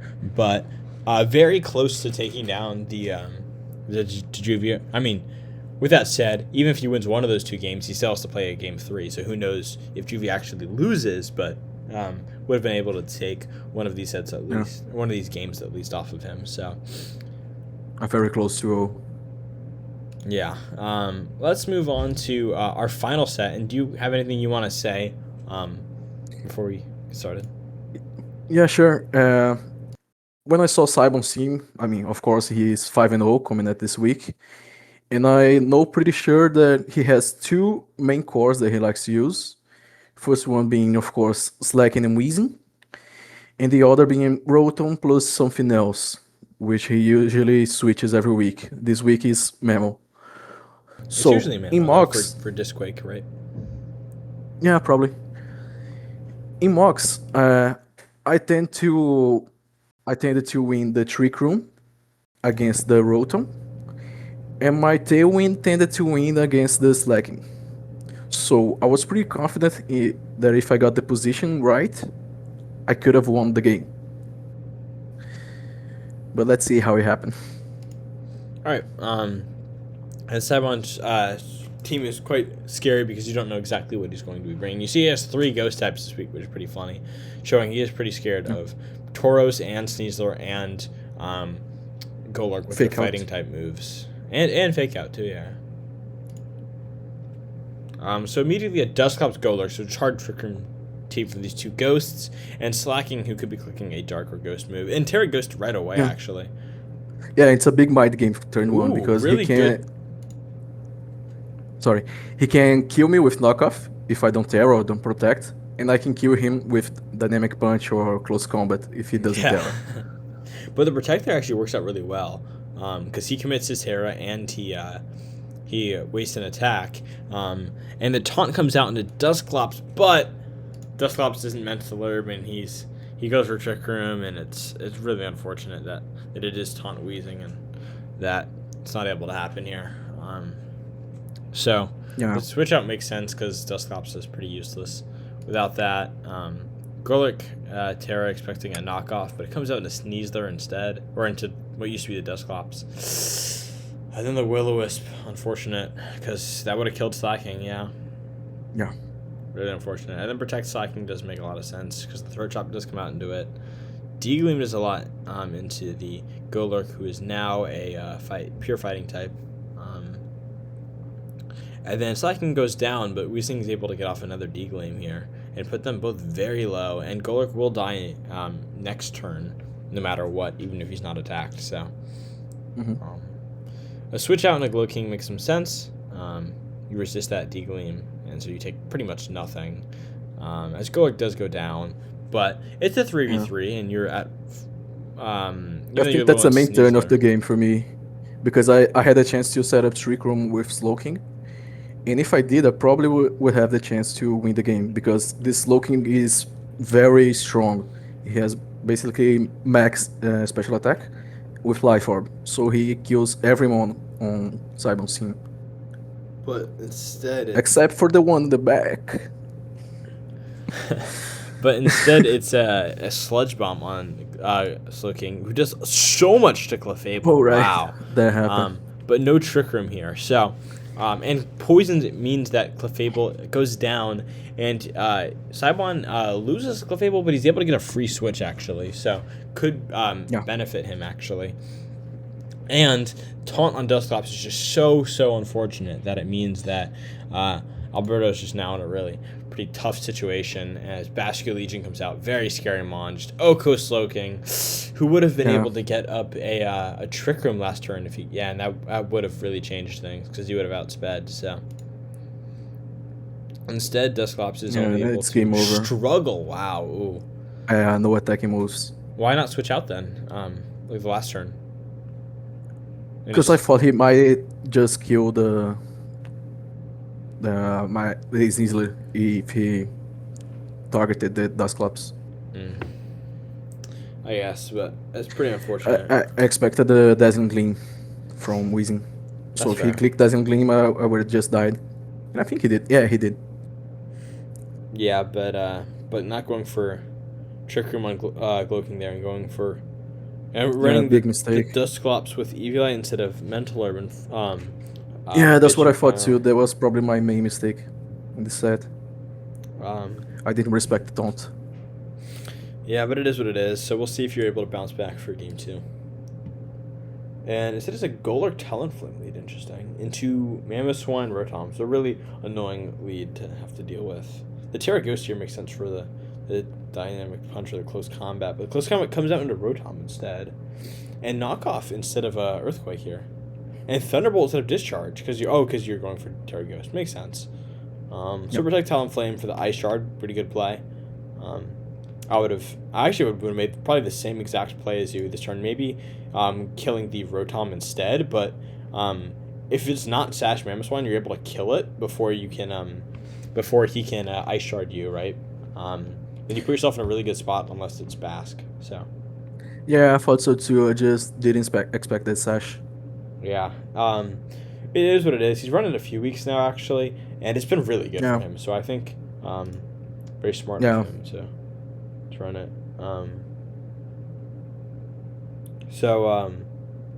And also, yeah, he mentions how losing Clef was actually really good for him to get the game 1, the switch into Bascio Legion. So the bit of RNG actually hurt you, that 30% chance.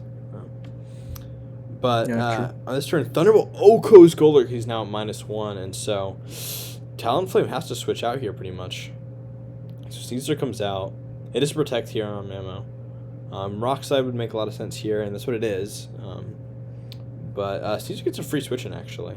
Loses a lot of HP to that, but it is what it is. Because Rotom dies to the Rock Slide, so now you're in a not bad situation. Even though Tailwind's running out, it's a situation where you can probably kill Clefable, and then it's just a even though Talonflame is quite low, it's like you have a chance for sure, especially because it's Water Tauros. Switching to Talonflame is fine, and Wave Crash does so much to Clefable. Wow. Yeah, that's agreed. But the Rocky Helmet plus the recoil is a lot. So all of a sudden, the Throat Chop and a Clef, and then ooh. Yeah, that's where the game changed. Rock Slide hoping for flinch, but Retrospects doesn't. means that you can't. Caesar isn't able to kill Basque, and I think this is where having Aquajet would have won you the game if you're in this Yeah, situation. Just Aqua just would Aquajet have and healed Throat Clef. Chop, and then you just win right away. I think maybe you have to wait another turn, but I think you win right away.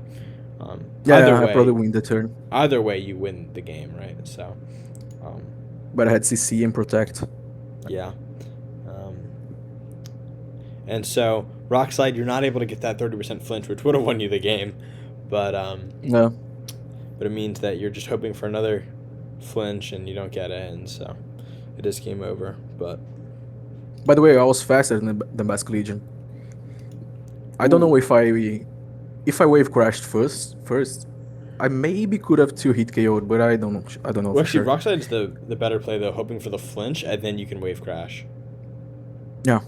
So I think you played that fine. It's just you're just going for flinches at that point, and that's hard because it's the 90% hit chance and then the 30% flinch chance. You have a 27% chance of actually getting that turn work out how you want I could have missed too. Yeah, that's what I'm saying. 20%, the 0.9 times. Oh yeah, true. 0.3. So again, what I said was about the positioning. The Trick Room felt better against this variant of his team, and the Tailwind felt better against the Slacking. Yeah, and so it was that's the problem with playing Cybon. Just so many mind games, and Yeah. I think you actually did play pretty well overall. It's just you can see how close both of these games were. Well, this one doesn't look as close, but it really was. And so yeah, it shows that even Juvie and Cybon, the two undefeated players, are human and that they can be defeated if their opponent plays right. So pretty interesting to see the scares on both ends. And Gods can bleed. And yeah, it was a pretty intense set. I want to move on to our final game, though. Dora Masuda and Eternum forgot to send replays, so I'll just say like a quick kind of summary of what I remember from the set. It was pretty intense, and they were back and forth. Dora Masuda was positioning himself pretty well, but he was also getting a little bit lucky. I don't remember the details, but they were 1-1 at the end of game 2, and so it was game 3 wins, and they were very close in they were both low on HP or like low on Mons, like they were in a very close situation, and then it went down to kill, like I think this was the second to last turn or something. Kilowattrel could have killed whatever Pokemon on Dora Masuda's side. I think it was Rotom Wash with a Terra Electric Thunderbolt, but Turnham clicked Terra Electric, or supposedly he clicked it and it didn't register. Maybe his mouse slipped or something. Whatever it was, the Terra Electric didn't register, and he lost the game because of that. So it was a extremely close loss that realistically could have been or should have been a win for Turnham. So really unfortunate that he lost that one, and he wasn't able to squeak out the win. So it bumped him down to 2-4 instead of 3-3. So really consequential loss for him. Bumped Dora Masuda up to 3-3 though, and because of that, he decided to drop from the Phalanx division, and so we now have Rick subbing in for him.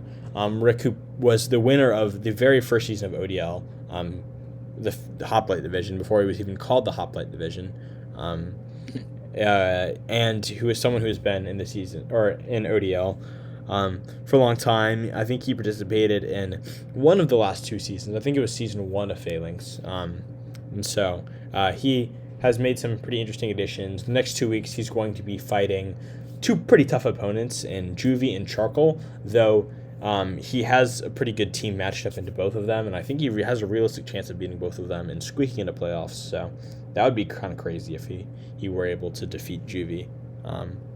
Though every time I've thought every time I've thought that Juvie might lose because of having a bad matchup, he's proven me wrong. So we'll see. But yeah, that because of that, we now have a little bit shaken up standings. So I'm going to move now to these standings. So we can see that Juve and Saibon are comfortably at the top. Saibon lost the game to some no-name like called Blizzard or something. But yeah, it's kind of embarrassing, I know. And Juvie is able to have that nice differential gap, not just in games but in kills as well. Yeah, that guy sucks. He lost the game. Yeah, Saibon must be terrible, right? But I am the third team with a winning record, so that means we have 3 teams with a winning record out of 14. That's crazy. I mean, look how close the season is. And in the following weeks, we're going to be having a lot of these teams play. I know Dora Masuda plays Charcoal. Or no, already played Charcoal, sorry. Rick plays Charcoal, and are you playing one of these teams too? I think you are. I'm playing Dylan. Who? Dylan. Oedipus. No, the following week. I meant. Oh, last week I played Soup. Okay, so you're playing another 3-3 team. I'm playing Soup, so Soup could have a chance to move up there as well. Just so many of these teams are going to make playoffs, and so many of them are not. So everyone between Table and even me has a chance to drop out of playoffs. I think I would need to lose both games pretty bad to drop out of playoffs, but definitely everyone between Soup and Table is easily at a risk of missing playoffs if they go 0-2. But even like if Rick through Table don't go 2-0, then they probably won't make playoffs, and that's just a really scary thought for any of them. It means these last 2 weeks matter more than ever. And throughout the history of ODL, we've never had it this close. That's nice. Maybe a team that can go 4-4, or maybe even 3-5 can go to playoffs. It's really close. Though in this situation, we already have, if playoffs were to end today, we have a team with a neutral record who's missing playoffs. So maybe we have a team who goes 4-4 and misses playoffs too, which would be crazy. And so it feels like you have to at least be. That's very likely too. Yeah, I think so too. And if you're 3-5, and it's like, well, now you're 2 games under 500. So I think in this league or at this moment, if you go 3-5, you probably won't make playoffs. So you really can't afford to let that happen, which is really tough. Yeah. Because it means if any of these 4 lose their next week, they're just kind of out of it, and puts a lot of pressure on any of these guys to win the following weeks, or so they have a cushion for week 8, or if they lose, then they better win week 8, right? To guarantee it. Yeah, for sure.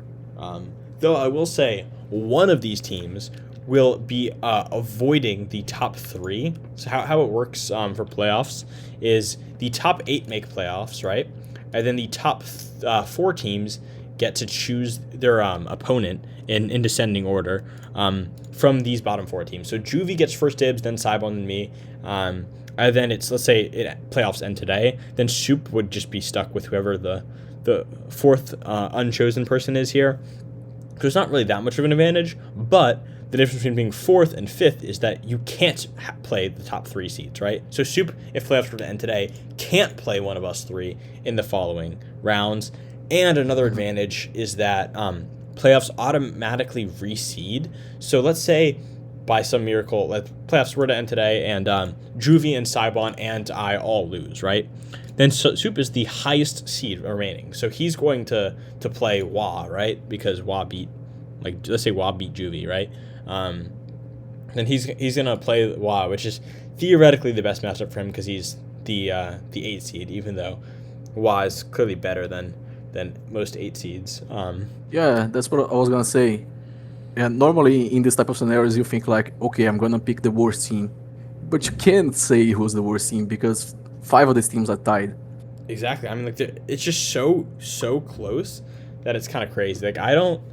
If playoffs were to end today, I have no idea who I'm picking. Like, it's even if like I had to pick like, well, I can pick literally like any team or anyone through like the top 12. Like I can pick anyone through here. I don't know who I would pick, and so it means that the league is super close, and that us top 3 players have a lot of decisions to make when it comes to that, and everyone else, the majority of this league, really gonna have to have a tight fight for playoffs. So I'm really looking forward to the next 2 weeks. I think they're gonna be really interesting. Yeah, that'd be cool. It's gonna be a neck and neck race to playoffs, and that's just getting your foot in the door, right? Because then you have to deal with 2 undefeated teams and a ton of scary teams here, right? So I think It's really interesting. I'm sorry. The records from Wa and Rick, they're negative -1 and +6. oh yeah, they're at a How? positive kill differential. Also, one thing you might notice is that like even though Wa has +6 kill differential and Nick has -9, Nick is above Wa, and that you might have a question of like how does that work? That's because we're going off of head-to-heads. So the number one determiner is obviously your record, right? And so all of these guys are 3-3. All of these 6 teams, I guess, are 3-3. But from there, it goes to kill differential. You can see that the 2 teams with 0 are towards the top, and then it's the -1, and then the 1 -2 teams down here. But then from there, it goes to head-to-head and then kill differential. So how head-to-head works with these teams is it's your record against people with the same record as you. So theoretically, let's say you haven't fought anyone with the same record as you, then you should have like a score of like 1 or head-to-head score of 1. And if you've beaten someone from your thing, you get like +1 or -1. I think that's exactly how it works. I'm not entirely sure. Charcoal could explain it much better than I could. But basically, it's head-to-head considering like if you've played multiple people. So let's say, I don't know if this is true or not, but let's say Wa has played Nick and Pilza and Saline, and he's beaten Saline but lost to Pilza and Nick. Then like he would be 1-2 against them, and so like he would have to be above Saline but also below Pilza and Nick. And let's say Nick beat Saline or something like that. There's like so many complicated ways where it can work out, but this is what we think is most fair, and it's just a explanation for kind of why something like this is happening. So if you see that, it's not actually a mistake. I think you might think Yeah, that so. makes sense. But yeah, I think I think I'm really like I've said this quite a bit, but so many teams are so close. It's gonna be really fun. Soup, finally, I've been saying every week that he's better than his record suggests. Finally, he's kind of getting up to a position where he's number 4, so he's like as good as his record suggests. But there's still a lot of teams that I think are better than the record suggests. I think you can see why he's the one loss he has was a super close loss to an undefeated player, and his other 3 have been wins. Nick has been 2-0 since he took over. Rick, even though technically he lost the last 2, he didn't lose the last 2. That was him. He's now subbing in, and he has 2 games left to be played. And so there's just like so many of these teams that are significantly better than they might seem on paper. So really looking forward to this. I also want to take a quick look at the MVP race. So we can see here that Juvy's Arcaladon finally has a death. He's at 20-1. The record for most kills in a season was my Arcaladon season 1 with 33-8. So you can see this Arcaladon probably is not going to catch up in kills just because he would need 13 plus kills in 2 weeks, which is really unlikely. But he only has 1 death compared to my Arcaladon's 8. So just kind of very dominant from Juvie. Porygon, because he went 8-0, he actually doubled his kill count. So he made it all the way up this week. You can see Hydrapple from Soup has been great for him. I actually have 2 Moz now in the top 4, which is pretty funny. And then a lot of these are like kind of the staple Pokemon of a team. You can see that Pills' King Gambit makes a lot of sense for him. Saibon actually has 2 Pokemon up here, one of which is a C tier, and the other which is Bastion Legion. So Bastion Legion makes a lot of sense, but Rotom being up this high is actually kind of crazy. And then we can C tier? Yeah, he Wow. probably should have been a B tier, but it is what it is. And then like you can see Soup has been using his Halucha well and using a more offensive Farigiraf most of the time, though he's kind of gone down in the rankings because he's been using less offensive like sets. Charcoal has his Skeledirge, who's kind of risen lately, plus his Ursaluna makes a lot of sense. Like just kind of like these staple Pokemon. I will say Saline having a Sylveon up here is quite impressive, and Passimian especially. I think Passimian is kind of a crazy Pokemon to be this high. I would have never guessed that. And so a lot I of think Passim is interesting really ones here. underrated. Oh yeah, I definitely underrated him. Even though I knew he was Yeah. really good, I would have never guessed that. So It's funny to see Metagross there too. 8 and 8, like yeah, you boom, take some because he just kills. explodes a lot. Same thing with Annihilate going for Final Gambit and Politoed going for Parasong. Parasong. Yeah, exactly. It's kind of funny. I will say, pretty crazy that Bastic Legion is 8-0, and even crazier that Arcalon is 20-1. Yeah. Just other things to note. Also, like looking at the tiers of Pokemon here, we have obviously S tier, A, C, A plus, B, C, S. I think C is so. I think Sylveon's B. A plus, B, A plus, S, A plus, B, C, C, or maybe Holy is D actually. C, A, I think, or maybe no. Metagross is B, and then S, and then A. So like just a huge tier variety, and especially having like so many C tier Pokemon kind of towards the top is kind of crazy. Yeah. I think that's really a testament to kind of how the skill of people using them. Something Super pointed out in the chat. He only brought Hawlucha in 2 weeks. Yeah, that, Got 8 that kills. is crazy. I mean, the only other Pokemon near is Milotic with 3, but like everyone else, like it's all 6 and 5, and then like Saibon and Saline have 4s, but like it's really. I think my Porygon was close too. I think he has 6 kills in 2 weeks. Something Oh like yeah, that's pretty impressive too. Thankfully his little bro is looking great too. For the family.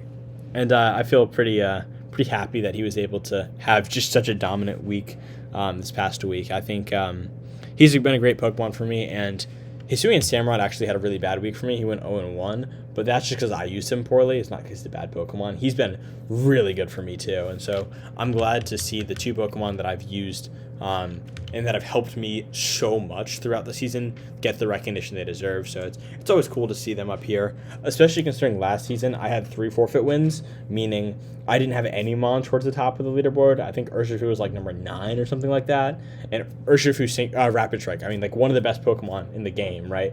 But he wasn't as high as he should have been because he didn't get a play. He only played 5 games, right? So it's cool to have some more Mons at the top of the leaderboard, especially because you look at Arcalodon, like Juvie doesn't have another Mon even close, right? I think Pelipper is next closest in like the 20s or 30s. And what's funny too about your Mons is that when you look at your team, you maybe think like, okay, that's Ursaluna. Exactly. Yeah, Ursaluna. You don't really think Porygon is getting 16 kills. Oh yeah, I think that's Ursaluna. And that's a point that I wanted to mention actually, is that that this is showing the strength of some different types of team building. So normally I go for a strategy very similar to what Juvie's going for, where I have my really good Pokemon, I build my team pretty much around him, and I have a very top heavy team. So like my lower draft picks don't matter at all, right? I'm fine having 2 or 3 or even maybe 4 Pokemon that are pretty bad or hard to bring in exchange for a lot of like really good Pokemon that I will be bringing very often. I'll have like a super strong core that it's just very hard to stop because it's just so much better than everyone else's. But that's really hard to do with a tier list because we have one S tier Pokemon and one A plus Pokemon and one A tier Pokemon. Like, you can only have like 2 or 3 like really good Pokemon, and then from there it's like you can have like pretty solid Pokemon, right? Of varying degrees, but it means you can't just like dump like 80 points on 4 or 5 Pokemon, or like 5 Pokemon. That's like 80 points on 5 Pokemon is like impossible in this, pretty much. So it kind of forces you to make those lower points shine a little bit more and manage your budget well. So I think Juvy's team is so strong because he's found some good budget picks. But like Hydrapple being up here and Hisuian Samurott being up here is a testament of how the other type of team, where you have a more balanced team and where you can have even your lower point, your C tiers and D tiers being threats. I mean, you see Hawlucha up here, right? We see Rodom up here. Having those lower tier Pokemon be real threats is... Which are really trash before. Politoed is doing great, honestly. Yeah, Politoed, he's having a fun time at 10 and 9. Yeah. I think that's... And I agree 100% with what Soup is saying in chat about over prepping for main threats. And I think I think a lot of us are doing that.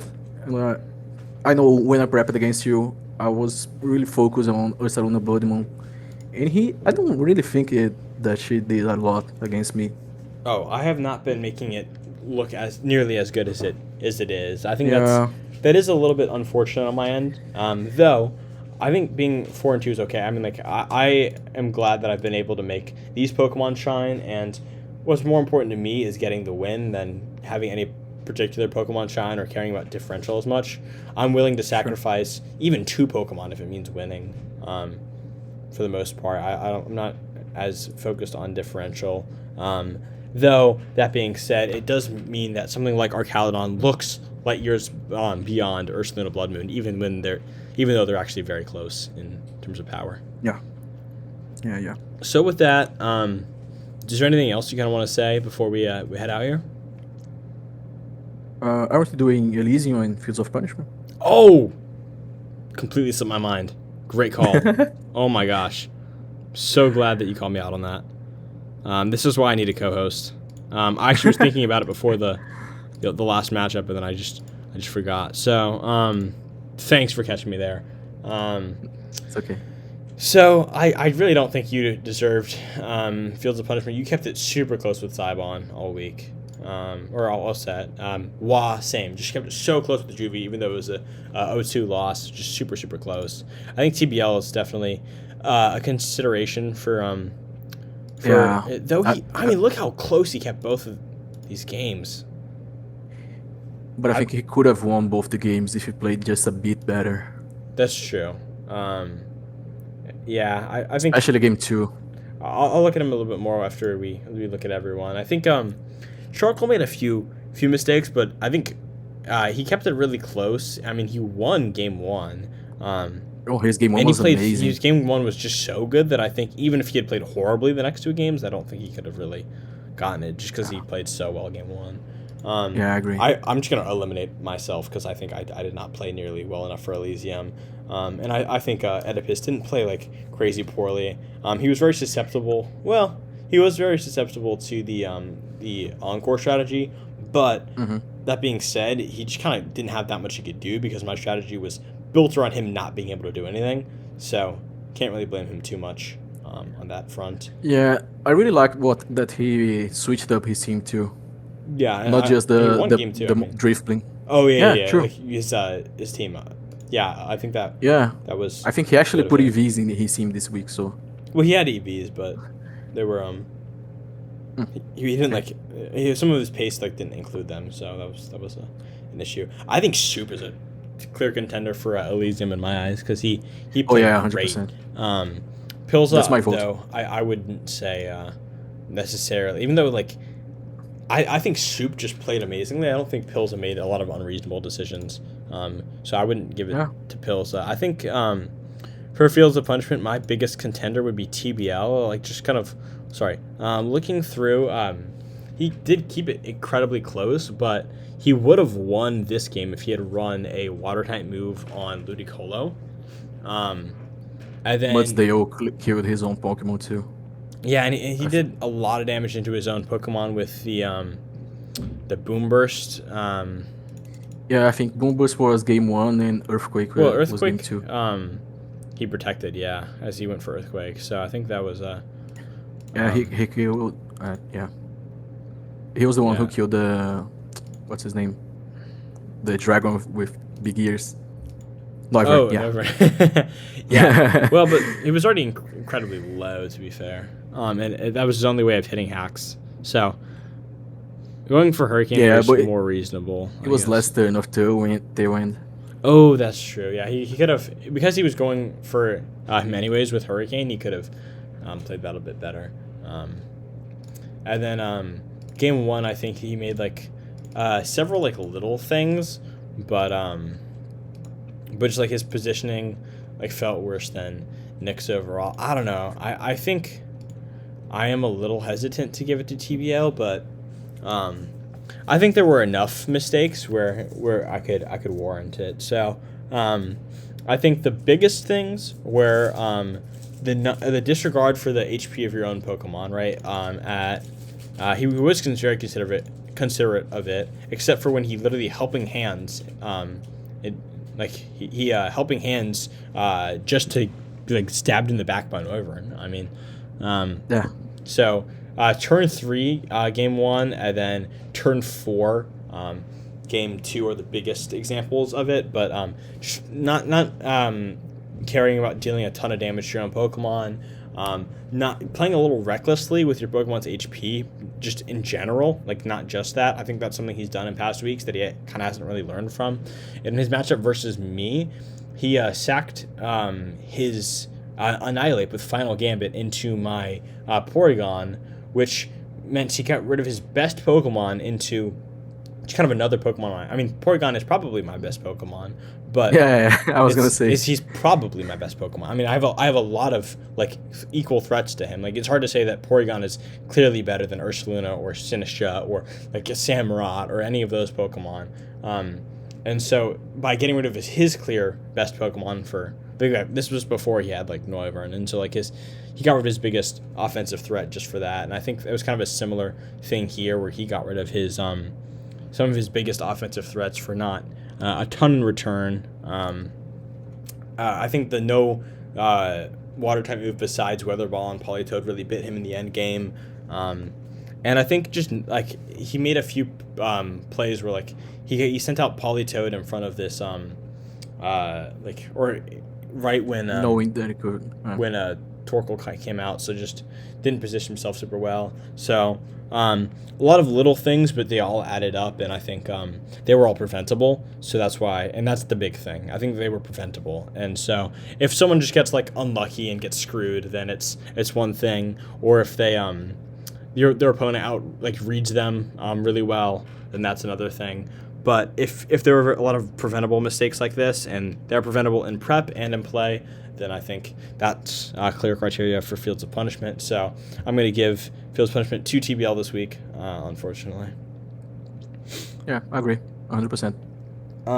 And sorry, Alberto, but with the way we do Fields of Punishment now, you kind of get less of a say. So or in Elysium, just because of that. So normally I'd be asking for your opinion, but it's like I was told by spam now. So I think though you can make suggestions for sure. And looking at these performances, I think Saibon and Juby kept it very close. I kept it very close, so I think none of us were clear kind of standouts for Elysium except for Soup. I think Soup played so well, and again, he won 7-0 without Pilza playing poorly. Pilza was playing pretty well, all things considered, or decently, all things considered. Like at worst, he played decent, right? And Soup played great. I think there were a lot of things he did well. First of all, bringing the Mold Breaker over on Burden was a great call. Burden wouldn't have been that good for him here because he really didn't need it to outspeed anything. You see 181 is his max speed, unless he gets like Thunder Waved by Klefki, right? but it's really unnecessary to run that. Whereas Moldbreaker is actively good for him and could have helped him in a lot of situations. I don't think it really ended up mattering, but it was still good, and that was mainly because Pilza left behind Mimikyu anyways.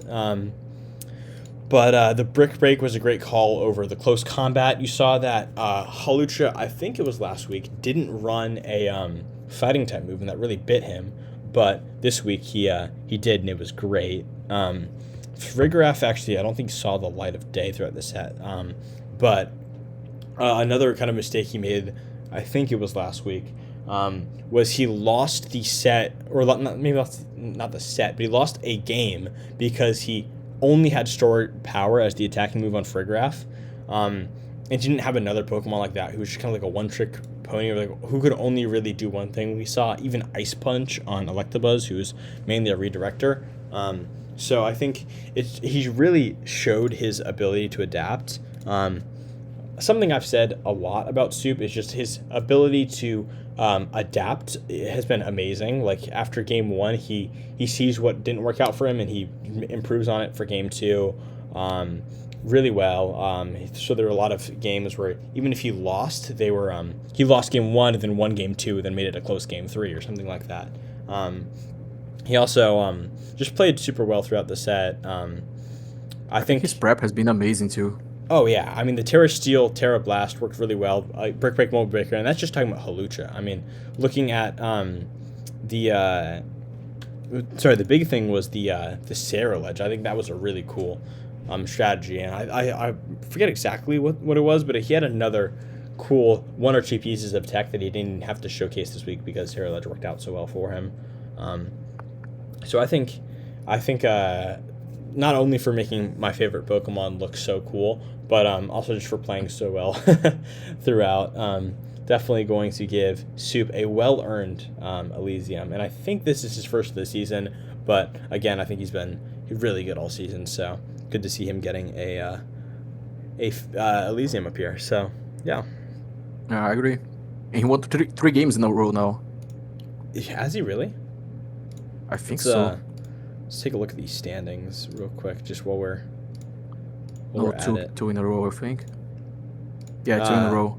Yeah, he has. So he lost 3 first. Yeah, I don't really know how, because he's really good and his team is really good too. And that's why I was kind of saying his record. He was better than his record suggests. And even though he's back to neutral, you can see he has a positive mon differential of +6. Yeah. So like that's pretty good. And he has even though he lost 3 weeks in a row, he still has neutral game differential. So really, he was keeping it close even when he was losing. So very impressive stuff by him. So congrats on his Elysium. And with that, now that we've not forgotten a fundamental part of the stream, is there anything else you want to say before we head out? I just want to thank you everyone who was watching, and that's it. Yeah, always appreciate people stopping by for the live streams, and for those of you watching on YouTube. I think it makes ODL feel like more of like a community. Makes it feel like more of a fun thing. It certainly makes my stream more entertaining from my perspective. Like I enjoy doing it a lot more when I have. I know that there's people from the league and people maybe from outside the league who are watching, and hopefully I like spending quite a bit of time on every team, even though the streams now take longer than they used to by quite a bit. I like spending a lot of time on every matchup and kind of addressing what are the individual things someone could have done better. And so hopefully you're able to go through and look at your matchup and see kind of what you could have done better in particular for every week, even if you ended up winning, what the potential ways to improve are. And hopefully you can... If you're one of these many teams, which is the vast majority of people, you're able to make that last push towards playoffs. If you're Juvie or Saibon, you're starting to think about who you want to play in playoffs, but you're also thinking about how it's very easy to lose even round 1 of playoffs just because of how good the competition is this season. So you really can't underestimate your opponent no matter who you are. And I think that just means that throughout these last 2 weeks, the fights are going to be so high stakes because they're determining playoffs for so many people, and the competition is just so good this season. I mean, playoffs are just going to be like great match after great match after great match. So, we had 1 week where every match was a 2-0, but I think that was week like 3 or something. Or, it's been a while, and I think that at this point in the season we're at a really really close spot. So.